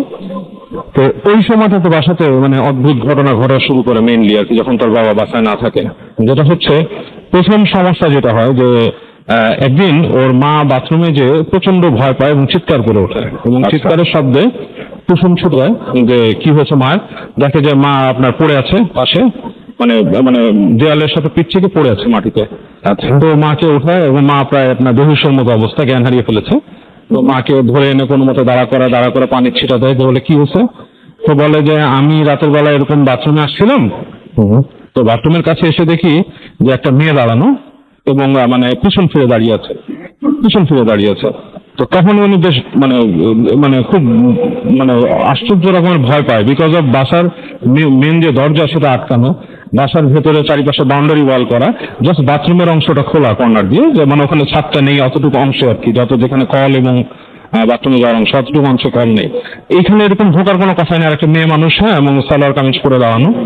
এবং উনি যখন ভয় পায়, ওনার উপস্থিতি নাকি ওই মেয়েটা মাথা ঘুরিয়ে তাকায় তার দিকে। আচ্ছা, মাথা ঘুরিয়ে তাকানোতে উনি চাহনিতেই এমন কিছু একটা দেখে, ভাবলেশীন চেহারা ছিল, মানে বলেছে যে এটার সে কোনো কথা বলেনি বা কিছু করেনি, ভাবলেশীন একটা চেহারা ছিল। আচ্ছা, এটা দেখি মানে সে সম্পূর্ণ ভয় পায় এবং সে আপনি জ্ঞান হারিয়ে ফেলে ওখানে। তো এটা তার মাকে সে কথা বলে, এবং তার মা কোনো মানে এই ধরনের কোনো প্রি হিস্ট্রিও নাই তার, যে সে কোনো রকম মানে ভয় পাওয়ার মতো বা কিছু একটা প্রি হিস্ট্রিও তার নাই। তো যাক, ওনার খুব জ্বর আসে দিনের বেলা। তো ওরা যায় আশেপাশে খুঁজতে ডাক্তারের ডিসপেন্সারি পায়, সেখানে জিজ্ঞেস করে, বলে যখন ডাক্তার বলে ডাক্তার সন্ধ্যার পরে বসে। তো হাসপাতালে যায়, হাসপাতালে যে মানে সামহাউ একটা নার্সকে তারা ম্যানেজ করে আর কি, ম্যানেজ করে বলে যে ডাক্তার সাহেব যদি আসতে পারেন বাসায়, তো বলে ডাক্তার সাহেব এখন যাবেন না, দুপুরের পরে আসবেন। তো ইনফ্যাক্ট ওরা ওয়েট করে ডাক্তারকে নিয়ে আসে বাসায়। তো ডাক্তারকে যখন নিয়ে আসে, ডাক্তারকে আসার পথে তাদের সাথে দেখা হয়, পাশের বাড়ি বলে কি হয়েছে আপনার, নতুন আসছেন এখানে, এরকম বলে আমার আম্মা এরকম অসুস্থ, জ্ঞান হারায় করছে। তো যাদেরকে বলে তারা চোখ চাওয়াচাওয়ি করে। তো ডাক্তার দেখে যায়, ডাক্তার বলে কিছু না, ওনার হয়তো কোনো কারণে মানে ওয়েদার স্যুট করেনি, কিছু একটা শীতকাল, উনি ওষুধ দিয়ে যায় জ্বরের। তো যখন ডাক্তার চলে যায় তখন ওই যে এই দুইজন নেইবার মহিলা তারা আসে ভেতরে। আসার পর বলে যে দেখো তোমাদের একটা কথা বলি, যে কি তোমার আম্মু যে তুমি বললা যে বেহুশ হয়ে গেছে কেন? তো বললো যে আমার আম্মা এরকম রাতের বেলা এরকম দেখছে। তো বললো যে বাবা এই বাসাটার মধ্যে কিছু মানে ভয়ের ব্যাপার আছে। তো বলে কিরকম? বলে এখানে কেউ থাকে না, থাকতেও না, তোমরা ভাড়া নিছো, যদিও বাড়িওয়ালাকে বলো না। এখানে কি, এখানে একটা মানে ফ্যামিলি ছিল এবং ফ্যামিলির মধ্যে আর কি একটা মেয়ে ছিল ফ্যামিলির, এবং মানে তার কারোর সাথে সে পালিয়ে যায় এবং সেখানে তার মানে বিয়েও হয়, এবং সেখানে যখন নাকি একটা মানে বাচ্চা হয় তখন ওই যে হাজবেন্ডটা আছে সে তাকে ডিনাই করে আর কি, যে এরকম কিছু নাই। তো তখন মেয়েটা কি করে, বাসার মধ্যে খুব অত্যাচারিত হয় এবং অত্যাচারিত হতে হতে একদিন সে আত্মহত্যা করে। আচ্ছা, হ্যাঁ, এবং সে আত্মহত্যা করার পর থেকে অনেকেই দেখে যে মেয়েটাকে প্রায় বাসার এদিক ওদিক দেখে, বাসার মধ্যে হাঁটতে দেখে, বাসার ছাদে কোনো সিঁড়ি নেই, মানে পাকা অংশটার মধ্যে কোনো সিঁড়ি নেই, সেখানেও রাতে হাঁটতে দেখে। এবং অনেকেই দেখে যে বাসার যে সামনে যে বারান্দার অংশটা, ওখানে একটা বাচ্চা, পুরো বাচ্চা হামাগুড়ি দেয়। আচ্ছা, এবং আচ্ছা সেই মেয়েটা একা আত্মহত্যা করেনি, সে বাচ্চা নিয়ে আত্মহত্যা করে। তো এটা শুনে তো ওদের মনে করেন যে গায়ের রক্ত হিম হয়ে যায়, যে এটা কেমনে সম্ভব, কি ভয় পায়। তো এই ঘটনা শোনার পরে দু একদিন সব নর্মাল ছিল। তো একদিন এরকম কুসুম যে মেরেছে আমার উনি যে কাহিনী পাঠিয়েছে, সে একদিন আপনার এরকম রাতের বেলা রাত 12টা-1টার দিকে সে এরকম পানি খেতে গেছে আর কি, তো ডাইনিং স্পেসে। তো ওখান থেকে সে মানে মনে হচ্ছে যে কি শব্দ করছে তার ওই পাশে রুমে। আচ্ছা, তো সে আস্তে আস্তে হেঁটে যায়, যে পর্দা সরায় দেখে ঠিক বারান্দার কর্নারে একটা ছোট বাচ্চা বসে আছে, এরকম মানে একদম হামাগুড়ি দেওয়ার মতো বয়স, বসে আছে এবং হাতটা দিয়ে মাটির সাথে মানে সিমেন্টের ফ্লোরে সে আপনার শব্দ করছে। তো এটা দেখে কুসুম ভয়ঙ্কর একটা চিৎকার করে এবং তার মা আসে, আসার পর মাকে বলে যে এরকম এরকম ব্যাপার, এই সে কাহিনী। তো মাটা তখন যেটা করে যে বলে যে বাবা এই বাসাটা তো আর আমাদের নিজেদের না, আমরা এটা ছেড়ে চলে যাব। আচ্ছা, তো তখন এর মধ্যে ওদের সাথে দু একজনের স্থানীয় মানুষের সম্পর্ক হয়েছে, স্থানীয় ডাক্তারের। তো ওরা ওদের ওই পরিচিত এক বাসা যে রাত কাটায় কয়দিন, এবং তারপর তার মনে করেন বাবার একটা এসে একটা বাসা, মানে তার বাবা এসে আর একটা বাসা ম্যানেজ করে তাদের জন্য, তারা আস্তে করে বাসাটা ছেড়ে চলে যায় ওখান থেকে। এই ছিল ঘটনা, এই ছিল আপনার ঘটনা। অনেক ধন্যবাদ বাবু ভাই আপনাকে এবং আপনার ঘটনার জন্য। আমরা আবারও কিন্তু ফিরে আসবো আপনার কাছে। আমরা মোটামুটি আমাদের হাতে আপনার বেশ কিছু সময় রয়েছে, চলে যাচ্ছি আমরা ফারনানের কাছে। ফারনান এসছেন পুরান ঢাকা থেকে। ফারনান, কেমন আছেন আপনি? হ্যাঁ, ভালো আছি ভাইয়া। আপনার এখান থেকে বাসা যেতে কতক্ষণ লাগে? আমার এখান থেকে বাসা যেতে মিনিমাম 35 মিনিটস তো লাগবে। Minimum 35 minute. স্যার, আপনার বাসা থেকে আমাদের স্টুডিওতে যেতে কতক্ষণ লাগে? আর বাসা থেকে স্টুডিওতে প্রায় 2.5 আওয়ার্স তো লাগবে। 2.5 আওয়ার্স। তার মানে বোঝেন যে কত কষ্ট করে স্টুডিওতে যে আজকে তো ফারনানের এলাকায় মোটামুটি আমরা চলে এসেছি। সো ফারনান, এই জায়গাটা অবশ্য ফারনান খুব সাহসী, আমি অবশ্য এতটা সাহসী ভাবিনি। ফারনানের বাসায় অনেক কাণ্ড ঘটে, আপনারা সবাই জানেন। বাট আজকে যখন আমরা এলাকায় পৌঁছাই তখন পুরো লাইট টাইট সবকিছু ছাড়াই ফারনান দেখলাম যে বন জঙ্গলে ঘুরে বেড়াচ্ছিলেন, তাই না? এলাকার জঙ্গলের মধ্যে ঘুরে বেড়াচ্ছিলেন এবং মানে আপনি তো মানে কি বলবো যে এই জিন ভূতের জন্য তাবিজ দেয়, আপনি কি সাঁতারে তাবিজ নিয়ে আসছিলেন সঙ্গে? না না ভাই, আমি আসলে মানে এমনি মানে খুব মানে সাহস ছিল যে দেখি কি হয়, কিছু হবে না। সাহস ছিল, হ্যাঁ, যে কিছু হবে না, আশা করি ইনশাআল্লাহ হবে না, কিছু হবে না। এবং এইরকম সাহসী মানুষগুলোই ভূতের শুনে ভয় পেয়ে ভালো লেগে আমাদের সাথে কানেক্টেড রয়েছে, আমাদের সাথে জড়িয়ে গেছে তাদের জীবন, এবং এখন চলে যাবে ফারনানের কাছে তার ঘটনার জন্য। আচ্ছা ফারনান, এই ঘটনাটা কোথায় ঘটেছিল বা কোন জায়গার ঘটনা আপনি এখন বলবেন? ঘটনাটা এক্স্যাক্টলি এই কেরানীগঞ্জেরই কোন একটা জায়গার ঘটনা, সম্ভবত ভাগনার দিকে। এই এক্স্যাক্ট প্লেসটা আসলে মানে ঠিক লোকেশনটা এখনো জানতে পারিনি। আচ্ছা, তো আমি যতটুকু শুনেছি যে ভাগনা নামে একটা জায়গা আছে এখানে, সেখানকার একটা ঘটনা। শুনি আমরা ঘটনাটা। আমি ঘটনা চলে যাই। আমাকে এই ঘটনাটা শেয়ার করে সাইম নামের একজন, এবং ওর বাসা হচ্ছে কেরানীগঞ্জেরই নেক্রোজবাগ নামক একটা জায়গায়। আপনারা হয়তো অনেকেই চিনে থাকবেন জায়গাটা। তো ও আমাকে ঘটনাটা শেয়ার করে, এবং এই ঘটনাটা এই কেরানীগঞ্জেরই কোনো একটা লোকেশনের ঘটনা হবে, আমি ঠিক জানি না, সম্ভবত ভাগনার দিকে হতে পারে। মানে আমরা যেখানে ঘটনাগুলো বলছি সেখানকারই ঘটনা। চলে জায়গা ওই যে বলেছিলাম না যে ফারনান এলাকাবাসী এখানকার। হ্যাঁ, ফারনান এলাকাবাসী। হ্যাঁ, রাইট। তো আমি ঘটনা চলে যাই, সেটা হচ্ছে যে সাইম আমাকে যে ঘটনাটা বলে যে একবার ওর এক কাজিন ঢাকার বাইরে থেকে একবার ঘুরতে আসে কেরানীগঞ্জে, প্রায় কয়েকদিন ও ওদের সাথেই থাকে। এবং যেটা হয় যে একদিন রাত্রে ওরা সাইম, ওর কাজিন এবং ও নিজে, মানে সাইম, ওর কাজিন এবং ওর এক ফ্রেন্ড, ওরা তিনজন একদিন বসে রাত্রে আড্ডা দিচ্ছিল এবং হঠাৎ করেই ওর কাজিন একবার বলে উঠলো যে আজকে একটা কাজ করা যায়, যে অ্যাডভেঞ্চার করা যায়, যে আমরা রাত্রি কোন একটা জায়গায় যাব এবং সেখানে যে কোনো একটা হন্টেড প্লেস যদি থেকে থাকে সেখানে ঘুরে ভূত দেখার চেষ্টা করবো, ভূত দেখবো আজকে। তো এরকম কথাটা শোনার পরে সাইম যেটা বলে যে হ্যাঁ ঠিক আছে, এরকম অনেক জায়গায় আছে কেরানীগঞ্জে যেখানে মানে হন্টেড অনেক খালি জায়গা পড়ে আছে, অনেক বড় বড় প্রান্তর, তো ওখানে গিয়ে আমরা ঘুরে আসতে পারি, তো বেটার হবে। তো সাইম যেটা সাজেস্ট করলো ওদের যে আমরা এক কাজ করতে পারি, আমাদের 2-3টা বাড়ি পরেই আরেকজন সিনিয়র ভাই থাকেন, তো সিনিয়র ভাইয়ের কাছে গেলে উনি অনেক লোকেশন আমাদের দিতে পারবেন, আসলে কোথায় গেলে মানে এরকম কোন একটা হন্টেড প্লেস পাওয়া যেতে পারে, এরকম কিছু একটা। তো যেই কথা সেই কাজ, তো তিনজনে মিলে সেই যে সিনিয়র ভাই ওনার বাসায় সবাই গেল এবং যাওয়ার পরে যেটা হলো যে সিনিয়র ভাইকে বলা হলো যে ভাই আমরা আসলে মানে আজকে রাতে একটা অ্যাডভেঞ্চার করতে চাই, মানে আশেপাশে ঘুরবো, এরকম কোনো হন্টেড প্লেস বা এরকম জায়গা যেখানে আমরা ঘুরতে চাই এবং ভূত দেখতে চাই আসলে। তখন ওই সিনিয়র ভাই যেটা বললো যে এই কাজগুলো আসলে করাটা ঠিক হবে না, কারণ এত রাত্রে মানে জিনিসটা বেটার না, আসলে অনেক প্রবলেম হতে পারে। আর এখানে আমি আরেকটা কথা বলবো যে এই যে সিনিয়র ভাইটার কথা যে আমি বলছি, উনি যেটা হচ্ছেন যে ওনার একটু পরিচয় দিতেই হয়। উনি যেটা একসময় করতেন যে অনেক ধরনের ব্ল্যাক ম্যাজিক উনি পারতেন, এবং আরো যেটা হয় যে অনেক সময় যে বান, কাউকে যেমন বান দেওয়া হয়, চালান করা হয় অনেক কিছু, তারপরে এবং সেটাকে ছাড়ানো, বান ছাড়ানো, এরকম অনেক কিছু সে পারতেন এবং এই বিষয়ে অনেক যথেষ্ট পারদর্শী ছিলেন। সে এখন এই ধরনের কাজের সাথে মানে ভালো কারণে এগুলো করতেন নাকি মানে মানুষের উপকার করতেন নাকি? মানুষের উপকার করতেন, মানুষের উপকারটাই বেশি করতেন আর কি। এই বিষয়গুলো সম্পর্কে সে হেল্প করতেন আর কি। যেটা বর্তমানে সে এখন এই ধরনের কাজের সাথে জড়িত না। উনি অনেক জড়াজড়ি করার পরে উনি যেটা বললেন যে হ্যাঁ আমি তোমাদেরকে আসলে একটা জায়গায় নিয়ে যেতে পারি, কিন্তু তোমাদের কিছু শর্ত মেনে চলতে হবে। এবং সেই শর্তগুলো হচ্ছে যে মানে কোনোভাবে তাকে কোশ্চেন করা যাবে না যে আমরা আসলে কোথায় যাচ্ছি, এবং আর যেটা হচ্ছে যে ওনার পেছন পেছন যেতে হবে এবং কোনো মতেই ভয় পাওয়া চলবে না। আর যদি শর্তগুলো মানা যায় তাহলেই সে তাদেরকে সেখানে নিয়ে যাবে। আচ্ছা, তো সবকিছু ঠিক হলো এবং সবাই রাজি হলো, বললো যে হ্যাঁ ভাই আমরা যাবো, কোনো প্রবলেম নেই, আমরা সব আপনার যা যা বলবেন সেটাই শুনবো, কোনো প্রবলেম নেই। আর যেহেতু অ্যাডভেঞ্চার, এখানে ভয় পাওয়ার কিছুই নেই, আমরা একদমই ভয় পাবো না। তোরা যেটা করলো যে সবাই একসাথে রওনা হলো এবং এই সিনিয়র ভাই যেটা করলেন যে বাসার থেকে একটা ছোট পিতলের ছোট কলসের মতো একটা কিছু তার সাথে নিলেন। আচ্ছা, এটা নিয়ে সে সামনের দিকে হাঁটা শুরু করলেন। তো বেশ কিছুক্ষণ হাঁটার পরে ওনাদের যে বাসা থেকে বেশ কিছু দূর হাঁটার পরে যেটা হয় যে একটা মেইন রোড তাদের বাসার মাঝখানে আসে।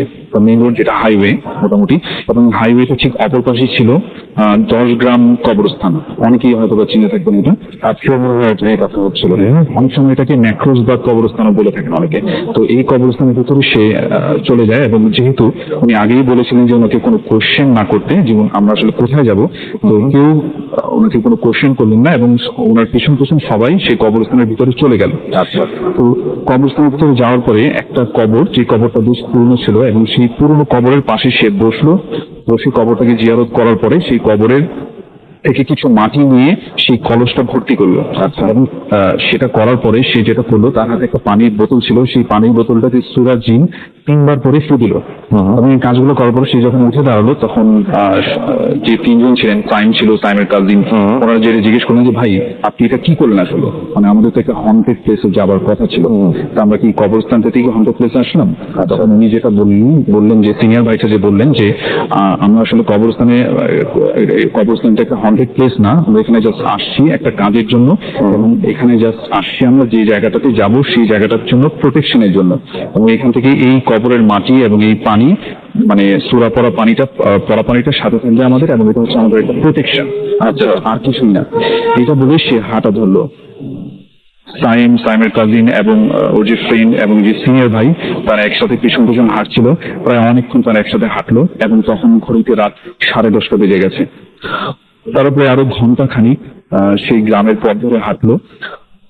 মাঝখানে গ্রামের সেই রাস্তা এবং আশেপাশে হয়তোবা ছোট ছোট দু একটা চা সিগারেটের দোকান, ছোট ছোট বাড়িঘর সবকিছু দেখা যাচ্ছিল। কিন্তু অনেকক্ষণ হাঁটার পরে হঠাৎ করে তারা এমন একটা জায়গায় এসে পৌঁছালো যে জায়গাটাতে কিছুই নেই, মানে বলতে গেলে একদম খালি রাস্তা, পাশের বড় বড় ধান ক্ষেত এবং অনেক দূরে দূরে ছোট ছোট দু একটা বাতি চলছে, মানে ছোট অনেক দূরে দূরে অনেকগুলো বাড়ি, আশেপাশে কোনো দোকান নেই, কোনো মানুষ নেই, কিচ্ছু নেই। তো এরকম একটা জায়গায় আসার পরে বেশ কিছু দূর হাঁটার পরে তারা হঠাৎ করে যেটা দেখলো যে ওনাদের কিছু দূরই একটা বাতি জ্বলছে। তখন আরো কিছুক্ষণ হাঁটার পরে যখন ওরা সামনে গেল ওই বাতিটার, তখন ওরা দেখলো যে ওটা হচ্ছে একটা মসজিদ। মানে মসজিদটা সম্পূর্ণ তালা লাগানো, হয়তো মসজিদের যে মুয়াজ্জিন সে হয়তো নামাজ পড়িয়ে বাড়ি চলে গেছে এবং মসজিদের সম্পূর্ণ খালি, এবং মসজিদের যে অজুখানা থেকে সেই বাতিটা জ্বলছিল। এবং ওরা চিন্তা করলো যেহেতু আমরা অনেক দূর হেঁটে গেছি এবং অলরেডি 11:30 বেশি বেজে গেছে, 11:30 কিন্তু এই ধরনের মফস্বল এরিয়া অনেক রাত্র। তো ওনারা যেটা চিন্তা করে আমরা এখানে কিছুক্ষণ একটু বিশ্রাম নিব। ওরা অনেকে হাত মুখ ধুলো, ফ্রেশ হলো, এবং তখন হঠাৎ করে সাইম এবং সাইমের কাজিন ওই সিনিয়র ভাইটাকে বললো যে ভাই আমরা তো আসলে অনেক দূর চলে আসছি, মানে এক কাজ করি, আজকে আর আমাদের এই অ্যাডভেঞ্চার করার দরকার নেই, আমরা আবার বাড়ি ব্যাক করি, কারণ অলরেডি বাড়ি ফিরতেও এখনো প্রায় ঘন্টাখানেক লেগে যাবে। আর তখন সিনিয়র ভাই যেটা বললেন যে না, তোমরা যেহেতু ভূত দেখতে চেয়েছো আমি তোমাদেরকে একটা কিছু আজকে দেখাবোই, এবং যেহেতু আমি তোমাদেরকে বলছি যে তোমরা কোনো কোশ্চেন করতে পারবে না, তোমরা প্লিজ কোনো কোশ্চেন করো না, আমার সাথে চলো। তো সবাই যেটা করলো যে সবাই শেষ পর্যন্ত একমত হলো এবং আবারও তারা সেই গ্রামের গভীর রাস্তা দিয়ে হাঁটা শুরু করলো। তারা হাঁটতে হাঁটতে অনেক দূর চলে গেল এবং হঠাৎ করে সেই যে সিনিয়র ভাই সে হঠাৎ করে থেমে গেল এবং সে বললো, একটা গাছ দেখি, একটা হিজল গাছ ছিল অনেক পুরনো, সেই হিজল গাছটা দেখি সে বললো যে এই গাছটার সামনে দিয়ে তোমরা খুব সাবধানে এসো। তখন সবাই জিজ্ঞেস করলো কেন ভাই, এই গাছটাতে কি সমস্যা? তখন সেই সিনিয়র ভাই বললো যে এই গাছটাতে নাকি নাক থাকে। আর আমি এখানে আরেকটা কথা বলবো, এটা কি জিনিস, সে নাক বলতে এখানে যেটা বোঝানো হয়েছে যে এটা অনেকে যেটা ডেফিনিশন দেয় যেটা হয়তো কোনো একটা জিনের মতো হবে, এবং যেটা তার মানে লাইফের একটা বিশেষ সময় সাপ হিসেবে থাকে এবং একটা সময় মানুষ হিসেবে থাকে, মানে ডুয়াল পার্সোনালিটি। তো উনি যেটা বললো যে এখান থেকে তোমরা খুব সাবধানে এসো, কারণ এটা খুব খারাপ একটা গাছ, অনেক পুরোনো একটা হিজল গাছ। তখন সবাই থেকে জিজ্ঞেস করলো ভাই আপনি এত কিছু কিভাবে জানেন, মানে এটা তো অনেক দূরের রাস্তা, আমাদের বাড়ি থেকে তো অনেক দূরের পথ, আপনি এগুলো কিভাবে জানেন? তখন উনি হেসে বললো যে আমি আসলে অনেক আগে যখন এই মানে তাবিজের কাজগুলো করতাম তখন এই পাশে একটা শ্মশান আছে, মানে বেশ কিছু দূর যাওয়ার পর একটা শ্মশান ঘাট আছে, এই শ্মশান ঘাটে প্রায় রেগুলারই আসতাম। এই শ্মশানের একজন ঋষি আমাকে এই কথাটা বলেছিল এবং বলেছিল যখন আমি বাড়ি ফিরবো তখন যেন এই গাছটার সামনে দিয়ে খুব কেয়ারফুলি বাড়ি ফিরি, কখনই যেন এই গাছটার নিচে আমি ভর দুপুরে এবং গভীর রাত্রের দিকে কখনই যেন না দাঁড়াই। তো এই কথাটা আমাকে সেই ঋষি বলেছিল, তারপর থেকে আমি খুব কেয়ারফুলি এখান থেকে চলতাম। এই কথা বলার পর তখন সবাই বললো যে ভাই আমরা কি আসলে একটা শ্মশানে যাচ্ছি? তখন ওই সিনিয়র ভাই যেটা বললো যে হ্যাঁ আমরা একটা শ্মশানে যাচ্ছি। তো তখন সবাই বেশ ভয় পেয়ে গেল এবং তারা বললো যে ঠিক আছে আজকে যাবো সেই শ্মশানে।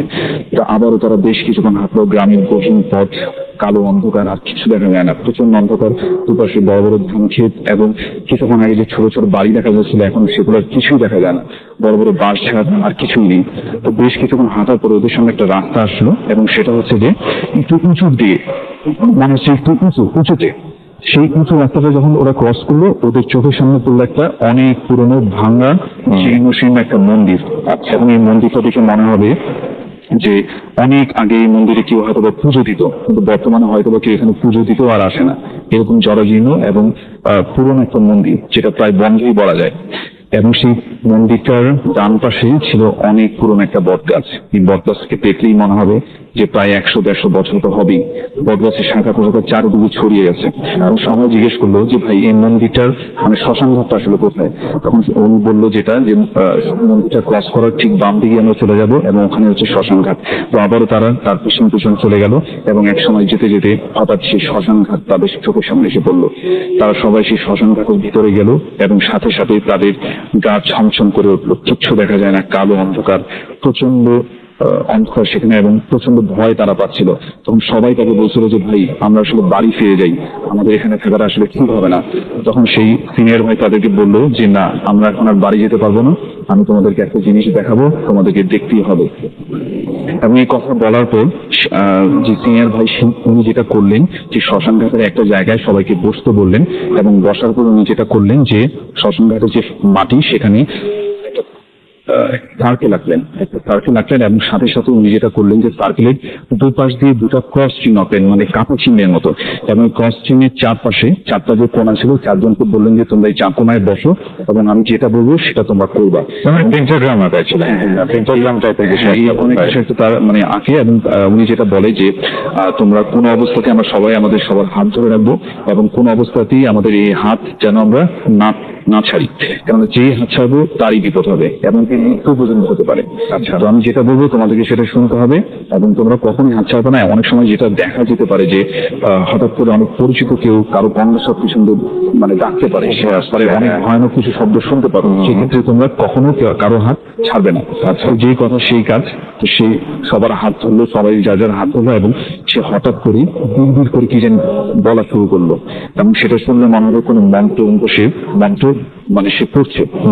এরকম প্রায় 10 থেকে 15 মিনিট কেটে গেল। অনেকক্ষণ এই মন্ত্র পড়ার পরে হঠাৎ করে একটা প্রচন্ড বাতাসের ঝাপটা সেই শ্মশান ঘাটের উপর দিয়ে বয়ে গেল, মনে হচ্ছে প্রচন্ড ঝড় বয়ে যাচ্ছে এবং সেই অবস্থাতে সবার হাত প্রচন্ড জোরে ধরে রেখেছে এবং একটা সময় হঠাৎ করে সেই শ্মশান ঘাটের পেছনে ছিল অনেক পুরনো অনেক বড় একটা বাঁশঝাড় এবং সেই বাঁশঝাড়ের ভিতর থেকে মনে হচ্ছে অনেকগুলো শেয়াল যদি একসাথে ডেকে ওঠে যেরকম ভয়ানক শব্দ শোনাবে, ঠিক সেরকম একটা ভয়ানক শব্দ। এবং এই শব্দ যদি আমরা কেউ শুনি মানে আমরা সেখান থেকে দৌড়ে পালানোর কথা, কিন্তু আমাকে যেটা ওরা বলে যে ওরা এই শব্দ শোনার পরেও একজন আরেকজনের হাত ধরে গেছিল এবং ওরা নিজেরই সারপ্রাইজ হয়ে গেছিল যে এরকম কিছু একটা হতে পারে। ঠিক তখন হচ্ছে মন্ত্র পড়ছিল এবং একটা সময় এই শিয়ালের শব্দ হঠাৎ করে বন্ধ হয়ে গেল, কিন্তু তারপরও সেই সিনিয়র ভাই তখনও মন্ত্র পড়ছিল। ঠিক তখনই আবারও হঠাৎ করে অদ্ভুত আরো ভয়ানক একটা শব্দ তারা শুনতে পেল এবং এবার হচ্ছে মনে হচ্ছে কেউ যেন গর্জন করছে অনেক বড় বাঘের গর্জনের মতো, এরকম অনেক বিকট শব্দ সেই বাঁশঝাড় থেকে ছুটে আসছিল। এই শব্দ শোনার পরে তারা প্রচন্ড ভয় পেয়ে গিয়েছিল এবং তারা কেন জানি একদম ভালো মতো ধরে গেছিল, কেউ হাত আসলে ছাড়েনি। তো এই পর্যায়েও সেই মন্ত্র পড়ছিল এবং একটা পর্যায়ে সে মন্ত্র পড়া বন্ধ করে দিল এবং সাথে সাথে সেই শব্দগুলা কোথায় যেন হারিয়ে গেল, সবকিছু নিঃশব্দ। চাঁদের আলোতে সেই বিশাল বটগাছের ডালপালাগুলো দেখা যাচ্ছে, আর কিছুই দেখা যাচ্ছে না, কোনো শব্দ নেই, কিছু নেই। হঠাৎ করে সেই সিনিয়র ভাই গম্ভীর চেহারা সবাইকে বললেন যে আমি আসলে অনেক বড় একটা ভুল করে ফেলেছি, আমি আসলে অনেক আগে এই জিনিসগুলো ছেড়ে দিয়েছিলাম, আমি তোমাদেরকে শুধুমাত্র ভয় দেখানোর জন্য শ্মশান ঘাটে নিয়ে এসেছিলাম, কিন্তু আমি বুঝতে পারিনি যে আমার এই মঞ্চের কারণে এখানে কোনো খারাপ কিছু একটা চলে আসবে। তো আমি আসলে এটা ভুল করে ফেলেছি, আমি নিজেও এখন মানে ভুলের জন্য আসলে দোষী। এখন যেটা করা যায় যে এখানে যেহেতু কোনো একটা শব্দ আমরা শুনতে পেরেছি, হয়তো কোনো একটা খারাপ কিছু এখানে চলে আসছে, এখন এটাকে আমি তাড়াতেও পারবো না, কিছুই করতে পারবো না। তো এই কথা যখন সে বলছিল হঠাৎ করে এক ধরনের একটা শব্দ সে আবার শুনতে পেল এবং সেটা হচ্ছে গড়গড় করে একটা শব্দ, মনে হচ্ছে কেউ গড়গড় করে শব্দ মানে কেউ ডাকছে এবং সেই শব্দটা আসছিল সেই মন্দিরটার সাথে যে বটগাছটা, সেই বটগাছটার সামনে থেকে। তখন সবাই সেই বটগাছটার সামনে গেল এবং সেই ঘন অন্ধকারের মাঝখানে দেখলো যে দুটা লাল চোখ জল করছে এবং সেই অন্ধকারে তারা ভালো মতো দেখলো যে ওটা হচ্ছে একটা কুকুর অনেক জোরে গড়গড় শব্দ করে ডাকছে এবং সেই কুকুরটার আকার নর্মাল কুকুরের থেকে অনেক বড় ছিল। এবং তখন যেটা সে করলো সিনিয়র ভাই, ওনার হাতে যে মাটি ছিল কবরস্থান থেকে আনা সেই মাটি এবং সেই পরাপানে সেদিকে সে ছুঁড়ে মারলো এবং মুহূর্তের মধ্যে সেই জিনিসটা ওদের চোখের সামনে 2 থেকে 3 হাত উপর উঠে গেল এবং সাথে সাথে ধোয়ার কুণ্ডলি পাখি সেই বটগাছের মধ্যে ভ্যানিশ হয়ে গেল। এই দৃশ্য দেখার সাথে সাথে ওরা এক দৌড়ে সেই শ্মশান ঘাট থেকে বেরিয়ে গেল এবং সেই যে পথ, সেই পথ ধরে আবার হাঁটা শুরু করলো বাড়ি ফেরার উদ্দেশ্যে। তারা সেই হিজুর গাছের সামনে দিয়ে আবার ক্রস করতে যাবে, তখন তারা দূর থেকে দেখলো যে ওখানে কে যেন সাদা কাপড় পরে বসে আছে। তখন ওরা যখন সামনে গেলো সেই গাছটা, ওরা দেখলো যে ওখানে একজন বৃদ্ধ বসা, সাদা দাড়িওয়ালা, হাতে ছড়ি নিয়ে বসা এবং অনেক বড় জুব্বা পরা। এখন যেহেতু এই গাছটাকে ক্রস করে ওদেরকে বাড়ি ফিরতে হবে, ওই গাছটার কাছে যখন তারা গেল, ওই বৃদ্ধ তাদেরকে লক্ষ্য করে বললো যে তোমরা আজকে প্রাণে বেঁচে গিয়েছো, যদি প্রাণ থেকে আর কখনো এই পথে এসো না। সাথে সাথে এই বৃদ্ধ এই কথা বলে ওই গাছের পিছনে হঠাৎ করে ভ্যানিশ হয়ে গেল এবং তারা বহু কষ্টে শেষ পর্যন্ত তাদের বাড়ি ফিরে আসলো। সেদিন রাতে তাদের আর ঘুম হয়নি, কিন্তু ঘটনাটা যদি এখানে শেষ হয়ে যেত তবে বেটার হতো, কিন্তু ঘটনাটা এখানে শেষ হলো না। এই ঘটনাটার পরে যেটা হলো যে এরপরে ঠিক 7 দিন টানা ওই যে 4 জন ছিল তারা একইভাবে এই শব্দ, এই যে গর্গ শব্দটা তারা প্রত্যেকদিন রাতে স্বপ্ন দেখতো। এবং সব থেকে অবাক বিষয় ছিল, তারা যখন দিনের বেলা কোথাও বের হতো তখন এই কালো কুকুরটাকে ওদের চোখের সামনে বারবার চোখে পড়তো। এবং এই সব ঘটার পরে ঠিক 7 দিন পরে ওরা 4 জন গ্রামের এক হুজুরের কাছে গেল এবং হুজুর বলল যে এই শ্মশান ঘাট, এই ধরনের জায়গাগুলোতে মানুষের নর্মালি যাওয়াটা উচিত না কোনো প্রয়োজন ছাড়া। আর যেহেতু তোমরা গিয়ে এই ধরনের কাজ করেছো, ওটা মানে কোন একটা খারাপ কিছু তোমাদের সাথে চলে এসেছে। তারপর হুজুর বেশ কিছু আমল তাদেরকে দেন এই আমলগুলোকে মেনে চলার জন্য এবং বলেন যে আর কখনোই এরকম এইসব জায়গায় না যাওয়ার জন্য। এই ছিল আমার ঘটনা। অনেক ধন্যবাদ শোনেন আপনাকে। আমি দেখতে পাচ্ছি যে অলরেডি অনেকে এসএমএস করছেন। আর আপনাদের একটা ছোট্ট বিরতিতে যাবো এবং বিরতির পরে আবারও ফিরে আসবো। সেই পর্যন্ত আমাদের সাথে থাকুন। আসসালামু আলাইকুম, আমি মাসুদ রানা ফ্রম যশোর ক্যান্টনমেন্ট। আসল ভাই, আজকে আমি আমার গ্রামের বাড়িতে ঘটা একটা ঘটনা আপনাদের শেয়ার করছি। তো ঘটনাটি ঘটেছে আমাদের গ্রামের বাড়িতে আমাদের কাজের ছেলে মোজাহিদকে কেন্দ্র করে। তো এই ঘটনাটি ঘটেছে আজ থেকে প্রায় 10-12 বছর আগে। আমি রিসেন্ট ঈদের ছুটিতে গ্রামের বাড়িতে বেড়াতে গিয়েছিলাম। তো মোজাহিদের সাথে আমার খুব ভালো সম্পর্ক। তো আমরা একসাথে বসে গল্প করছিলাম। তো একটা সময় আমরা প্যারানরমাল অ্যাক্টিভিটিস নিয়ে কথাবার্তা শুরু করি। তো তখন ও আমাকে এই ঘটনাটি শেয়ার করে। তো ঘটনাটি আমার প্রচন্ড ভয় লাগে, যার জন্য আজকে ভূতের সামনে শেয়ার করছি। তো আমি যথারীতি আমার শোনা ঘটনায় চলে যাই। মোজাহিদ তখন আসলে আমাদের বাড়িতে কাজ করতো না। তো ও তখন আমাদের বাড়ি থেকে কিছুটা দূরে একটা বাড়ি ছিল, যে বাড়িটি হাকিম সাহেবের। তো হাকিম সাহেবের বাড়িতে সে কাজ করতো। তখন সে অনেক ছোট ছিল। আমাদের আপনি হয়তো জানেন, বাগেরহাট জেলায় বেশ অনেক মাছের ঘের রয়েছে। আমাদের এখানে প্রধান বিজনেসটা হচ্ছে চিংড়ি মাছের বিজনেস। তো হাকিম সাহেবেরও এরকম বেশ কিছু মাছের ঘের ছিল, যেটা সেখান থেকে সে প্রচুর পরিমাণে মাছ উৎপাদন করতো, চিংড়ি মাছ, এবং বিদেশে রপ্তানি করা হতো। তো এই মাছের চাষের সমস্ত দায়িত্ব ছিল মোজাহিদের উপরে। তার 2টো ঘের ছিল, সেই 2টো ঘেরে প্রচুর পরিমাণে মাছের চাষ হতো। তো মোজাহিদ প্রতিদিন তার কাজ ছিল মাছের খাবারটা বাড়ি থেকে নিয়ে ঘেরে দেওয়া 2 বেলা, সকালে এবং সন্ধ্যায়। এবং ফেরার পথে সে অনেক রকম মাছ ধরতো। মাছ ধরা তার খুব অনেক ভালো একটা নেশা ছিল। তো সে মাছ ধরার জন্য অনেক কিছু তৈরি করতো। মাছ ধরার জন্য সে পাট তৈরি করতো। তারপরে তার অনেকগুলো মাছ ধরার টিপ ছিল, যেগুলো দিয়ে সে মাছ ধরতো। মাছের খাবার দেওয়া শেষ হলে পাশের বিল থেকে সে প্রচুর পরিমাণে মাছ ধরে বাড়িতে ফিরতো, একটু রাত করে ফিরতো। তো এরকম একটা সময় সে হাকিম সাহেবের ঘেরের পাশে তার একটা নির্দিষ্ট লোকেশন ছিল, যে লোকেশনে সে মাছ ধরতো। তো খাবার দেওয়া শেষ করে সে যখন খাবার দিতে যেত, তখন সে ওই বিলের মধ্যে মাছ ধরার ফাঁদ পেতে রেখে তারপরে সে ঘেরে চলে যেত এবং মাছের খাবার দেওয়া শেষ করে এসে সেই ফাঁদ থেকে মাছ ধরে নিয়ে সে বাড়িতে ফিরত। তো বেশ কিছুদিন ধরে সে একটা জিনিস নোটিস করলো, যে তার এই মাছ ধরার ফাঁদে কোনো মাছ আসছে না বা কোনো মাছ ধরা পড়ছে না।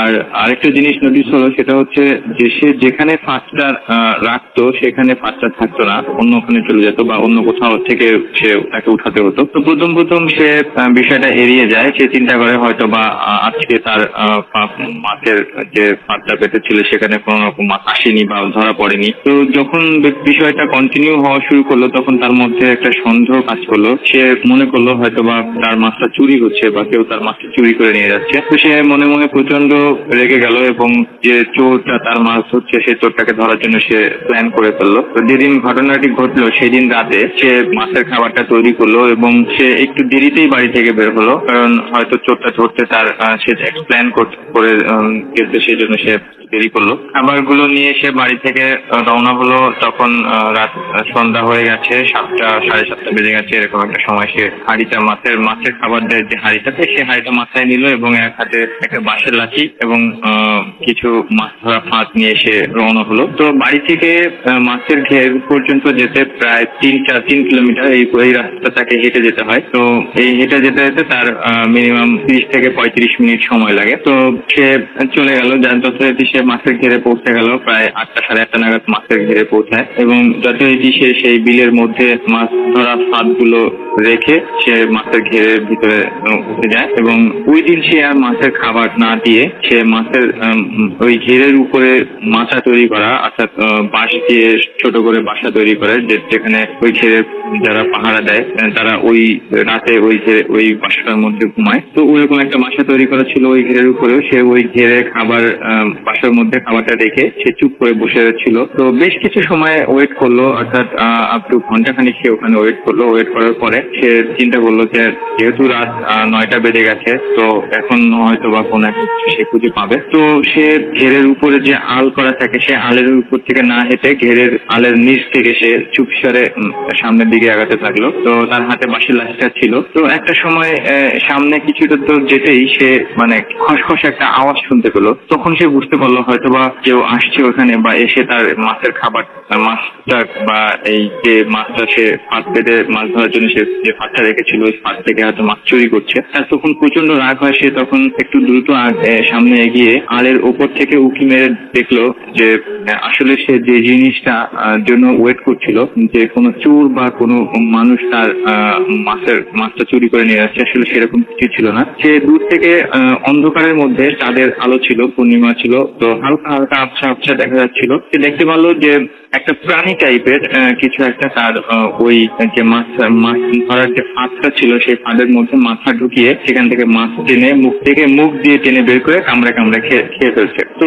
সে তার ধারণাটা ভুল ছিল, বাট তার খুব অবাক লাগছিল যে সে যে প্রাণীটাকে দেখছিল সে প্রাণীটাকে এর আগে পরে কখনোই দেখে নাই। আসলে প্রাণীটার বর্ণনাটা এরকম ছিল যে প্রাণীটা দেখতে একটা বড়সড় ভাল্লুক সাইজের, আর শরীরের মধ্যে সজারুর মতো, যে সজারু দেখতে যেরকম কাটা কাটা সেই কাটা কাটা ভাঁজ, এবং তার মুখটা ছিল অবিকল মানুষের মতো, কিন্তু ঠোঁট দুটো ছিল একেবারে চোকালো। সে ওই ঠোঁট দিয়ে মাছটার মধ্যে ভিতর থেকে মাছগুলো টেনে টেনে বের করে তারপরে সে কাঁচা মাছগুলো খেয়ে ফেলছিল। তো সে মোজাহের আসলে গ্রামের ছেলে, একটু সাহসী টাইপের। তো সে আসলে প্রথমে ঠিক ভয় পায় না, এবং সে হয়তো বুঝতে পারে যে এরকম কোনো প্রাণী হয়তো বা তার মাছ খেয়ে যাচ্ছে। তখন সে একটু রেগে গিয়েই তার হাতে যে বাঁশের লাঠিটা ছিল সেই লাঠিটা সোজা সজোরে ওই প্রাণীটার দিকে নিক্ষেপ করে, এবং নিক্ষেপ করলে প্রাণীটার পায়ে গিয়ে ওই বাঁশের লাঠিটা প্রচন্ড আঘাত করে এবং সে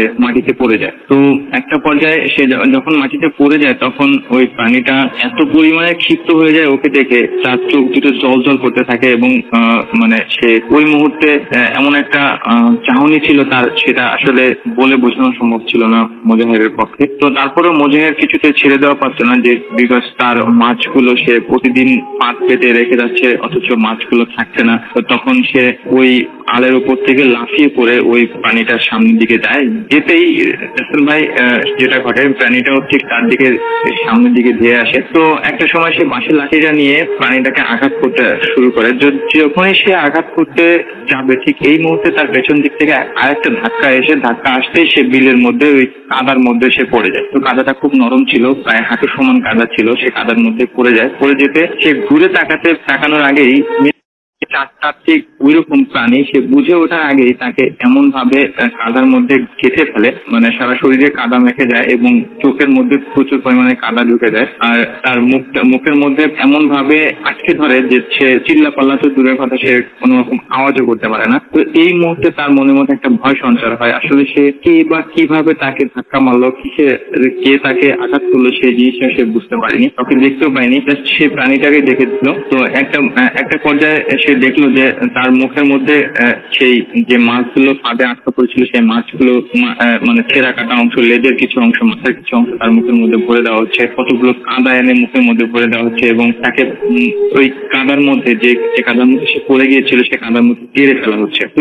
এই মধ্যে সে মানে চিৎকার তো করতে পারছিল না, শুধু গো গো আওয়াজ ছুটছিল এবং বাঁচার জন্য প্রচুর পরিমাণে কষ্ট করে চেষ্টা করছিল যাতে সে ওখান থেকে বেঁচে ফিরে আসতে পারে। বাট তাদের শক্তিটা এত বেশি ছিল যে তাদের সাথে সে পেরে উঠছিল না। তো একটা সময় সে তাদের সাথে ধস্তাধস্তি এক পর্যায়ে সে নিথর হয়ে যায়। তো সে বেশ বাঁচার আশা ছেড়ে দেয় যে সে হয়তো আর বেঁচে ফিরতে পারবে না। তো এই মুহূর্তে সে জাস্ট সৃষ্টিকর্তার নাম স্মরণ করতে থাকে এবং গো গো আওয়াজ করতে থাকে। তো এই ঘটনাটি ঘটছিল মিনিমাম 4 থেকে 4 মিনিটের মধ্যে। তো অলরেডি সে তাকে সেই প্রাণীগুলো বা সেই যে জিনিসগুলা ছিল ওখানে তারা তাকে প্রায় বুক অব্দি কাদার মধ্যে ঘেরে ফেলে। তো এর মধ্যে ওই যে ঘেরের আশেপাশে যে ঘেরগুলো ছিল ওই ঘেরের মধ্যে ওদের ঘেরের পাশের ঘেরেই একটা বাসা ছিল। ওই বাসায় যে মাথা তৈরি করা যে বাসাটা ছিল ওই বাসার মধ্যে ওই ঘেরের পাহারা দেওয়ার জন্য যে লোকটা ছিল, ওই লোকটা জাস্ট প্রতিদিন তাকে সারা দেওয়ার জন্য সে বাইরে বের হয়। তো বাইরে বের হতে সে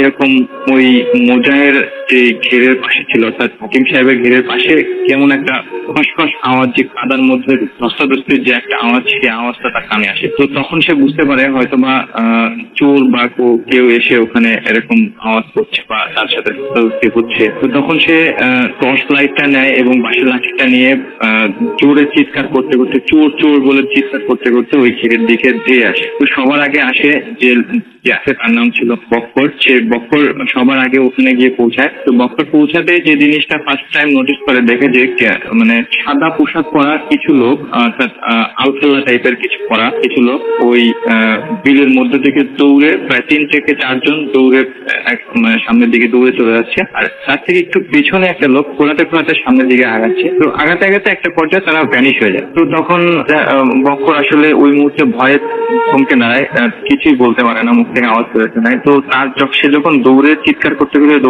দৌড়ে ওই ঘেরের দিকে আসছিল, তখন আশেপাশে যে বাসার মধ্যে পাহারাদাররা ছিল, তারা ওই আওয়াজ শুনে তারাও লাঠি সোটা নিয়ে বেরিয়ে চলে আসে। ওই যেখানে বক্কর দাঁড়িয়ে ছিল ওইখানে চলে আসতেই সবাই ওর কাছে জিজ্ঞাসা করে যে কে, কি তুমি চিৎকার করে উঠলে বা কেন, বা কে ছিল এখানে। তখন ও সবাইকে বলে যে আসলে এখানে আমি যখন প্রকৃতির ডাকে সাড়া দেওয়ার জন্য বাইরে বেরিয়েছিলাম, তো তখন এখানে কাদার মধ্যে ধস্তাধস্তি করার একটা শব্দ শুনতে পাই। তো তখন আমি চোর মনে করে টর্চ দিয়ে চিৎকার করতে করতে এদিকে আসতেই দেখি যে কিছু লোক এখান থেকে দৌড়ে পালিয়ে ভ্যানিশ হয়ে গেল। তো সবাই আসলে তখন বুঝতে পারে যে এটা আসলে কোনো মানুষের কাজ না, এটা হয়তো বা জিন বা অন্য কোনো কিছু। তো তারা আসলে ওই মুহূর্তে বুঝতে পারছিল না যে কিসের সাথে বা কেন কি বিষয়ের সাথে ধস্তাধস্তি হচ্ছিল। তো ওই সময় আসলে মোজাহের একেবারেই সেন্সলেস হয়ে যাওয়ার মতো জাস্ট নিথর হয়ে পড়েছিল। তো টর্চ দিয়ে আশেপাশে দেখা হচ্ছিল, যখন টর্চ দিয়ে দেখা হচ্ছিল আশেপাশে কিছু দেখা যাচ্ছিল না। হঠাৎ করে বক্করের টর্চের আলোতে একটা মানুষের মাথা দেখা যাচ্ছিল। তো তখন বক্কর বিষয়টা নোটিস করে এবং বলে যে আসলে এই জিনিসটা কি, মানুষের মাথার মতো দেখাচ্ছে। তো পুরো মাথাটাই কাদা দিয়ে ঢাকা ছিল, বোঝা যাচ্ছিল না একটা মানুষের মাথা, বাট একটা মাথা গোল আকৃতি শেপ এটা দেখা যাচ্ছিল। তো সবাই নিচে নামলো, দৌড়ে নিচে নামার পরে টর্চের আলো ফেলে দেখলো যে এটা আসলে একটা মানুষের মাথা। তখন সবাই একটু ভয় পেয়ে গেল যে আসলে এই মুহূর্তে এখানে মানুষের মাথা কোথা থেকে আসলো। তখন দেখলো যে আসলে মানুষের মাথাটা ওইরকম, কিন্তু মানুষের মাথাটা এটা কেবল একটা মানুষ এবং তাকে কাদার মধ্যে কেটে ফেলা হয়েছে। তখন 3-4 জন মিলে, বক্কর সহকারে 3-4 জন মিলে তাকে টেনে ওঠানোর পরে তার মুখের মধ্যে পানি দিয়ে পরিষ্কার করা হয় এবং দেখে যে আসলে যে কাদার মধ্যে ছিল সে হচ্ছে মোজাহেদ। তো তাকে ওখান থেকে তুলে আনা হওয়ার পরে ঘেরের মধ্যে নিয়ে তাকে গোসল করিয়ে পরিষ্কার করা হয়। করার পরে তখনও সে জ্ঞান হারা অবস্থায় ছিল। তারপরে তাকে নিয়ে হাকিম সাহেবের বাড়িতে আসা হয়। তো বাড়িতে আসার পরে হাকিম সাহেব ধার্মিক ব্যক্তি ছিলেন, তিনি এক মাদ্রাসার প্রফেসর ছিলেন। তো তিনি দোয়া দুরুদ করলেন এবং তার শরীরে পানি দিলেন এবং একটা সময় সে সুস্থ হলো। তো সুস্থ হতে তার ওই দিন রাতে সে তার জ্ঞান ফিরলো না, পরের দিন সকালের দিকে তার জ্ঞান ফিরলো এবং সে জ্ঞান ফেরার পরে সে বড় বড় চোখ করে তাকাচ্ছিল এবং সবার দিকে, কিন্তু কোনো কথা বলতে পারছিল না। তো কথা যখন তার মুখ থেকে বেরোচ্ছিল না, শুধু ও করে আওয়াজ করছিল এবং এদিক ওদিক তাকাচ্ছিল, সবার দিকে বড় বড় চোখ করে তাকাচ্ছিল। তখন আসলে হাকিম সাহেবের একটু সন্দেহ হয় বিষয়টা নিয়ে। তখন সে রিসার্চ করে আসলে এই বিষয়টা কি হতে পারে, সে কথা বলতে পারছে না কেন। জাস্ট সে ইশারায় বোঝাচ্ছে কেউ আমাকে কাদার মধ্যে গেড়ে ফেলেছে এবং আমার সাথে প্রচুর পরিমাণে তার হয়েছে, এরকম ইশারায় তাকে বোঝাচ্ছে। তখন সে আসলে তার যে আমল আখলাক ছিল সেখান থেকে সে জিন হাজির করে এবং জিন হাজির করার পরে সে জিনের কাছ থেকে জানতে পারে যে বিষয়টা গত রাতে যে বিষয়টা ঘটেছিল সে বিষয়টা পুরোটাই জানতে পারে। তো তখন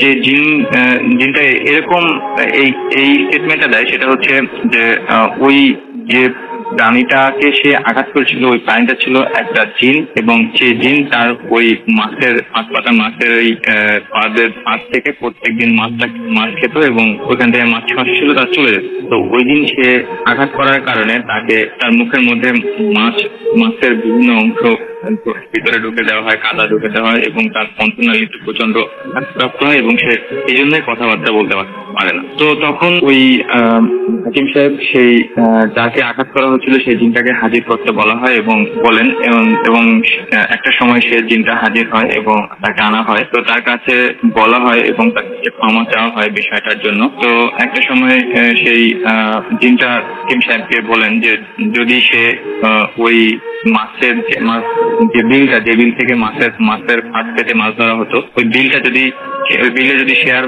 হাত না ফেলে এবং যদি সে ওই বিলে আর মাছ না ধরে তাহলে তাকে সুস্থ করা সম্ভব হবে, তারা তাকে অনেক সময় বিপদে ফেলবে। তো তখন মুজাহিদের কাছে জানতে চাওয়া হয় যে আসলে তুমি যেটা করেছো এটা যদি তুমি না করো তাহলে তুমি সুস্থ হয়ে যাবে, তুমি কি করতে চাও? তো তখন মুজাহিদ আসলে ইশারায় বোঝায় যে ঠিক আছে তারা যা বলবে আমি সেটা মেনে নিতে রাজি আছি। তখন তাকে ভেতরে ঘরের মধ্যে পাঠিয়ে দেওয়া হয়, অন্ধকারের মধ্যে যে ঘরটাতে চিন্তা ছিল। তো থাকার পরে জাস্ট মুজাহিদ এটুকু বুঝতে পারে যে কেউ তার গলার কাছে এসে এরকম গলা হাত বুলিয়ে দিচ্ছে। তো হাত বুলিয়ে দেওয়ার পরে সে তাকে বাইরে যেতে বলা হয় এবং সে বাইরে চলে আসে। আসার পরে তারা সে যে জিনটাকে সে আঘাত করেছিল সে জিনটা বলে ওঠে যে আগামীকালকে সকাল থেকে সে কথা বলতে পারবে। তো পরের দিন আসলে খুব অবাক করা বিষয় হয়ে দাঁড়ায় যখন সে পরের দিন সকাল থেকে সে কথা বলতে শুরু করে এবং তখন সে পুরো ঘটনাটা যে ঘটনাটা ঘটেছিল পুরো ঘটনাটা সবাইকে শেয়ার করে। তো রাসেল ভাই এই ছিল ঘটনা। আর তারপর থেকে আসলে সে আর কখনো মাছ ধরেনি এবং ওই বিল তো দূরের কথা, সে আর কোথাও মাছ ধরার মতো দুঃসাহস করেনি রাতের বেলায়। তো এটাই ছিল তার জীবনের ঘটনা। ধন্যবাদ। আসসালামু আলাইকুম। আমরা চলে যাবো এখন আরো একটি ঘটনায় আমাদের বাবু ভাইয়ের কাছে, এবং তার আগে আমি একটু এখানে দেখতেছি মহিউদ্দিন ভাই আছেন। মহিউদ্দিন ভাই একটু আগে ঘুরে আসলেন, তো পুরো সময়টা আপনি আমাদের সাথে ছিলেন। কেমন লাগছে আসলে এই জায়গাটা ঘুরে? কেমন লাগলো? আপনাদের এতক্ষণ একা একা দেখছিলাম যে ঘুরছিলেন, কেমন লাগলো? হ্যাঁ, এখন তো ভালোর দিকে দেখছি। আচ্ছা, ভালোর দিকে যাচ্ছেন না? আচ্ছা, সুতরাং আপনি বলছিলেন যে আমরা যে জায়গাটায় বসে আছি মানে সেই জায়গাটার আশেপাশে যে জায়গাগুলো আছে সেগুলো খুব ভয়ঙ্কর, কিন্তু আল্লাহর রহমতে আমরা যে জায়গায় আছি সেই জায়গাটাতে আপনাদের এখন এই মুহূর্তে কোনো শঙ্কা নাই? এখন কোনো শঙ্কা নাই। ওকে, আমরা চলে যাই বাবু ভাইয়ের কাছে এবং বাবু ভাইয়ের ঘটনায়। মোটামুটি আশা করা যায় যে এটাই আমাদের লাস্ট ঘটনা, সুতরাং এই ঘটনার সময়টা আপনারা আমাদের সাথে থাকবেন আশা করছি, এবং এরপরে আমরা আপনাদের SMS এবং ফেসবুক নিয়ে ফিরে আসবো। বাবু ভাই। হ্যাঁ, থ্যাংক ইউ রসুল ভাই। এই ঘটনাটা আমাকে পাঠিয়েছে অঙ্কু চৌধুরী। তিনি ছিলেন আপনার চিটাগং বিশ্ববিদ্যালয়ের একজন ছাত্র। ওকে, আমি একটা কথা বলবো, খেয়াল করছেন লাস্ট আওয়ারটা কিন্তু আমাদের একদম পুরোপুরি বিজ্ঞাপন ফ্রি আছে। মানে মানুষজনের সমস্ত আশা পূর্ণ হয়ে গেল। ঢাকার বাইরে থেকে আমরা শো করলাম এবং সেই সাথে বিজ্ঞাপন ফ্রি একটা ঘন্টা আপনাদের উপহার দিলাম। তো এই ঘন্টা, এই বিজ্ঞাপন ফ্রি ঘন্টার পরে যদি আপনারা ঘন্টা দেখান তাহলে খুব কষ্ট পাবো। সুতরাং অবশ্যই আমাদের সাথে থাকুন। বাবু, আপনার ঘটনা যেটাই। তো ঘন্টা অঙ্কু চৌধুরী শেয়ার করেছেন। তিনি চিটাগং বিশ্ববিদ্যালয়ের ছাত্র ছিলেন তখন, আপনার 90-এর দশকের ঘটনা। তো উনি একবার অঙ্কু চৌধুরী ওনার এক বন্ধুকে নিয়ে বেড়াতে যান রাঙামাটিতে, মানে পার্বত্য চট্টগ্রাম জেলায় রাঙামাটির ওখানে। তো ওনার যেটা ইচ্ছা ছিল যে ওই রাঙামাটি বান্দরবান এরকম একটা জায়গায় নাকি একটা পুকুর আছে, যে পুকুরটায় নাকি পানি কখনো কমে না, এরকম একটা মানে মিনিট ওখানে আছে এবং আর অনেক কিছু নাকি দেখা যায় ওখানে। আচ্ছা, সম্ভবত এটা বান্দরবান সাময়ের অঞ্চলে আর কি। তো উনি ওনার বন্ধুকে নিয়ে ওখানে যান। তো যখন উনি রাঙামাটি যান ফার্স্টে, তো ওখানে ঘোরাঘুরি করে উনি বান্দরবনের উদ্দেশ্যে যখন যাবেন, তো ওনার বন্ধুর একটা জরুরি প্রয়োজন পড়ে, যেটা হচ্ছে যে something to do with his family. এবং সে তখন তাকে বলে যে আমি তো যেতে পারবো না, তাহলে তুই একলাও যেতে পারবি না, তুই এক কাজ কর, আমার সাথে ফিরে চল, otherwise it's up to you, তুই যদি ঘুরে আসতে চাস। তো অঙ্কু যিনি ছিলেন তিনি মনে করেন যে না, আমি যদি ব্যাক করে যাই তাহলে মানে আমার পুরো কোয়েস্টটা সফল হয় না, আর আমি ওখানে যেতেও একা সাহস পাচ্ছি না। তো উনি চিন্তা করে যে আমি সম্পূর্ণ জায়গাটা যাবো না, আমি একা একা ঘুরে আসি, কিছুটা আশপাশ থেকে কিছু খবর আমি কালেক্ট করি, ওখানের ঘটনা বা ওখানকার সম্বন্ধে কিছু জানতে চাই। তো উনি একা একাই ওই অঞ্চলে চলে যান এবং ওখানে উনি যায়, ওনার বন্ধু চলে যায় ওনার ছিল। তো উনি যখন অঞ্চলে পৌঁছে দেখে যে সেই জায়গাটা যেতে গেলে ওনাকে বেশ দুর্গম মানে পথ পাড়ি দেওয়া লাগবে এবং এটা পাহাড়ের উপরে আর কি। তো সে নিজের মতো চেষ্টা করে ওই কাছাকাছি যেতে, মানে ওই পাহাড় যেখানে তার কাছে যেতে, এবং উনি ওখানে এক পর্যায়ে যান। তখন অলরেডি আপনার দুপুর গড়িয়ে গেছে আর কি, বিকালের কাছাকাছি। তো উনি মানুষের কাছে শোনেন, তো অনেকেই নাকি বলেন যে এখানে একটা পুকুর আছে পাহাড়ের উপরে, যেটার পানি কখনো শুকায় না আর কি, সবসময় এটা পানিতে ভরা থাকে, মানে নো ম্যাটার হোয়াট একই রকম পানির লেভেল থাকে। মানে এটা শীতের দিনেও শুকাবে না, বর্ষার সময় তো শুকাবে না, প্রশ্নই আসে না, এমনকি গ্রীষ্মের সময়ও। এবং ওখানে নাকি মানুষ অনেক মানে উদ্ভট জিনিস দেখে এবং ওই পানিতে কেউ নামে না সাহস করে। তো যদিও তো প্ল্যান ছিল সে ওখানে মানে আর কি আপনার করবে না, সেই মানে আপনার ওইখানে উঠবে না আর কি, যেহেতু সে একা। তো এলাকার সে কিছু উপজাতিকে নিয়ে সে আপনার ওখানে দুপুর গড়িয়ে গেছে, তারপরে সাহস করে সে ওখানে ওঠা শুরু করে। তো উঠতে উঠতে একটা সময় হয় যে উনি এক জায়গায় পৌঁছে যায়, তখন অলরেডি বিকাল শেষ, সন্ধ্যার দিক গড়ে আসছে। উপজাতিরা বলে যে আপনি তাড়াতাড়ি চলেন, এখানে আমরা থাকবো না, জায়গাটা ভালো না, আমরা এটা পছন্দ করি না, আমরা চলে যাব। তো অঙ্কু যেটা মনে করে ওনার নাকি একটা মানে অন্যরকম আকর্ষণ ফিল করে জায়গাটার প্রতি, এবং মানে উনি মনে করেন যে ওনাকে টানছে জায়গাটা। বলছে যে পুকুরটা দেখলাম, পুকুরটা কাকচক্ষু জল, হ্যাঁ মানে খুব একদম পরিষ্কার পরিচ্ছন্ন পানি, কিন্তু একটু পরে যে মনে হচ্ছে মানে কিছু দূর মানে পানির কিছুটা লেন যাওয়ার পরে মনে হচ্ছে আপনার গাঢ় অন্ধকার, মানে গাঢ় কালো পানি, এবং আশপাশে আপনার কিছু গাছগাছালি দিয়ে ঘেরা। আচ্ছা, এবং মানে ওখানে বেশ মানে তার কাছে একটা আকর্ষণ মানে উনি ফিল করেন ওটার প্রতি। তো উনি ওখানে বসেই থাকেন কিছুক্ষণ, ওদের কাছে সময় চায় যে তোমরা একটু দাঁড়াও আমি দেখছি। তো উনি হেঁটে হেঁটে এই পাশে ওই পাশে মানে হাঁটাচলা করে। একসময় উনি আবিষ্কার করেন উনি সন্ধ্যা গড়িয়ে গেছে, ওনার সাথে কেউ নাই, ওই উপজাতিরা ওনাকে ছেড়ে চলে গেছে ওখানে। তো উনি খুব মানে ভয় পেয়ে যায়, মানে স্ক্যার্ড হয়ে যায় যে উনি যে আমি এখন কি করবো একা এই জায়গায়, পাহাড় বেয়ে নামাটা ওই অন্ধকারে সম্ভব না, আর ওনার কাছে তেমন কিছুই নাই, তখনকার সময় মোবাইলও ছিল না, হ্যাঁ আপনার ছিল সিগারেট লাইটার ছিল, সিগারেট ছিল, এগুলোই, আর ওনার কিছু পানির বোতল এরকম কিছু জিনিস ছিল সাথে। তো সে একটা কর্নারে বসে, ঘুরঘুরটি অন্ধকার, এর মধ্যে বসে সে চিন্তা করে যে আমি কি করব, রাতটাই বা কাটাবো কিভাবে, এখানে অনেক মানে বন্য প্রাণীও থাকতে পারে, অনেক কিছুই ভাবতে থাকে আর কি। সময়টা ওনার মাথার মধ্যে অনেক রকম আর ভয় গিজগিজ করতে থাকে। তো উনি খুব সাহসী ছিলেন, বিকজ অফ উনি চিটাং ইউনিভার্সিটিতে পড়তেন, এবং চিটাং ইউনিভার্সিটির আশপাশে নাকি পাহাড়ে ঘেরা, হ্যাঁ অন্ধকারে অনেক চলাফেরা করছেন। তবু এটা ওনার কাছে অনেক নতুন একটা মানে আপনার পরিবেশ লাগতে থাকে। স্বাভাবিক, খুব স্বাভাবিক। তো বসে থেকে উনি অনেকক্ষণ বসে থাকার পর একটা সময় নাকি উনি দেখেন যখন আকাশে একটা মানে ক্ষয়িষ্ণু চাঁদ ওঠে আর কি, চাঁদটা পুরোপুরি আপনার বড় চাঁদ না আর কি, তো তার আলোতে কিছুটা অঞ্চল শুনছেন সবসময় অডিও সত্যি এই পয়েন্ট রয়েছে। আমরা খুব দুঃখিত, মাঝখানে একটা মানে যান্ত্রিক গোলযোগ হয়েছিল, সেই জন্য আমরা অনেক দুঃখিত। আমি যেটা বলছিলাম যে বাবু ভাইয়ের মতো ঘটনা শেষ করে ফেলেছি, এবং তার মধ্যে আমি আবার রতন ভাইকে পেয়েছি, এবং আপনারা সবাই জানেন যে আজকে এই সাতটা বটতলা এসে কি ঘটেছিল। এবং আমরা যখন রতন ভাইদের বাসায় মানে একদম শ্মশানের এবং বট গাছের মাঝে মাঝে যে সেই বাসাটা এসে আমরা যখন সবকিছু প্রস্তুতি ছিলাম, সেই সময় তাদের বাসায় একটা দুর্ঘটনা ঘটে এবং তার চাচা মারা যান। এবং তারপরে খুব তাড়াহুড়া করে সেই বাসার মানুষজন যেভাবে আমাদের সহযোগিতা করেছেন, বিশেষ করে রতন ভাই, মানে সেটা মানে কি বলবো যে আমি ঠিক আসলে ওনাকে কিভাবে ধন্যবাদ দেবো জানি না। আপনাদের সবার পক্ষ থেকে আমি ধন্যবাদ দিয়ে দিলাম, এবং সেই সাথে ধন্যবাদ জানাই রতন ভাইয়ের পরিবার বর্গকে, এবং তাদের মধ্যে রতন ভাই সাথে খুব ঘনিষ্ঠ কয়েকজনের নাম আমি বলতেই হচ্ছে। নাম হচ্ছে সোহাগ, মোহাম্মদ আলী, ইমন, শামীম, মোস্তফা, এবং রতন ভাইয়ের বড় ছোটা, সবচেয়ে বড় ছোটা, এবং রতন ভাই সবচেয়ে বড় ছোটা মির্জা, তাকে আমরা ধন্যবাদ জানাচ্ছি। আমি একটু রতন ভাইয়ের একটা কাছে একটু জানতে চাইবো কয়েকটা কথা। সেটা হচ্ছে যে এই যে আজকে আমরা এখানে আসলাম এবং এতক্ষণ পর্যন্ত আমরা এখন শেষ করে ফেলবো আজকের এই এপিসোডটি, আমরা এতক্ষণ পর্যন্ত যেখানে কাজ করলাম, তো আপনাদের কেমন লাগলো যে প্রথম যে আপনার এলাকায় প্রথম হলো, বাইরে কিন্তু প্রথম আমরা করলাম, এবং প্রথমেই আপনার এলাকায় আপনার তত্ত্বাবধানে কেমন লাগলো? খুবই ভালো লাগলো, এবং আমাদের যে ছোট ভাই যারা আছে খুবই খুশি হয়েছে। অন্তত ওরা শুধু শুনে, এখন বাস্তবে এখানে দেখতে পাচ্ছে, ওরা মহা খুশি আর কি, খুশি না মহা খুশি, মহা খুশি। এবং যে আমার ফ্রেন্ড সার্কেল আছে, যত বন্ধু বান্ধব সবাই আমাকে কল করতে, নাম বলতে চাইলে বলতে পারে, কারণ নাম বলতে চাইলে বলতে পারে। জি, আমাদের এই প্রোগ্রামের জন্য সহযোগিতা করেছিল, আপনাদেরকে অনেক ধন্যবাদ। এবং কি আমার শখ ছিল আপনাদের যে এখানে একটা আছেন, আপনি অনেক দূর থেকে আগ্রহ করে যে এখানে একটা অনুষ্ঠান করবেন। যে আমি আপনাদের এখন আজকে কি বলবো, আমার চাচা মারা গেছে, তারপরেও একটা অনুষ্ঠান আপনাদের দোয়া এবং সহযোগিতা, আল্লাহর দোয়ায় খুব ভালোভাবে একটা কমপ্লিট হয়েছে। এবং সবাই আমাকে ফোন করে বলতেছে খুবই ভালো অনুষ্ঠান একটা বুঝেছেন, এবং কি প্রতি শুক্রবারে যে হয় সবাই এটা আমরা শুনি। এখন যাচ্ছে যে আমাদের ট্রেনিং হচ্ছে, এটা বাস্তবে বিশ্বাস হচ্ছে না। তাই অদূর এলাকার থেকে এখানে অনেক আমাদের ছোট ভাই ভাইদার, বড় ভাই ভাইদার সবাই চলে এসেছে এখানে।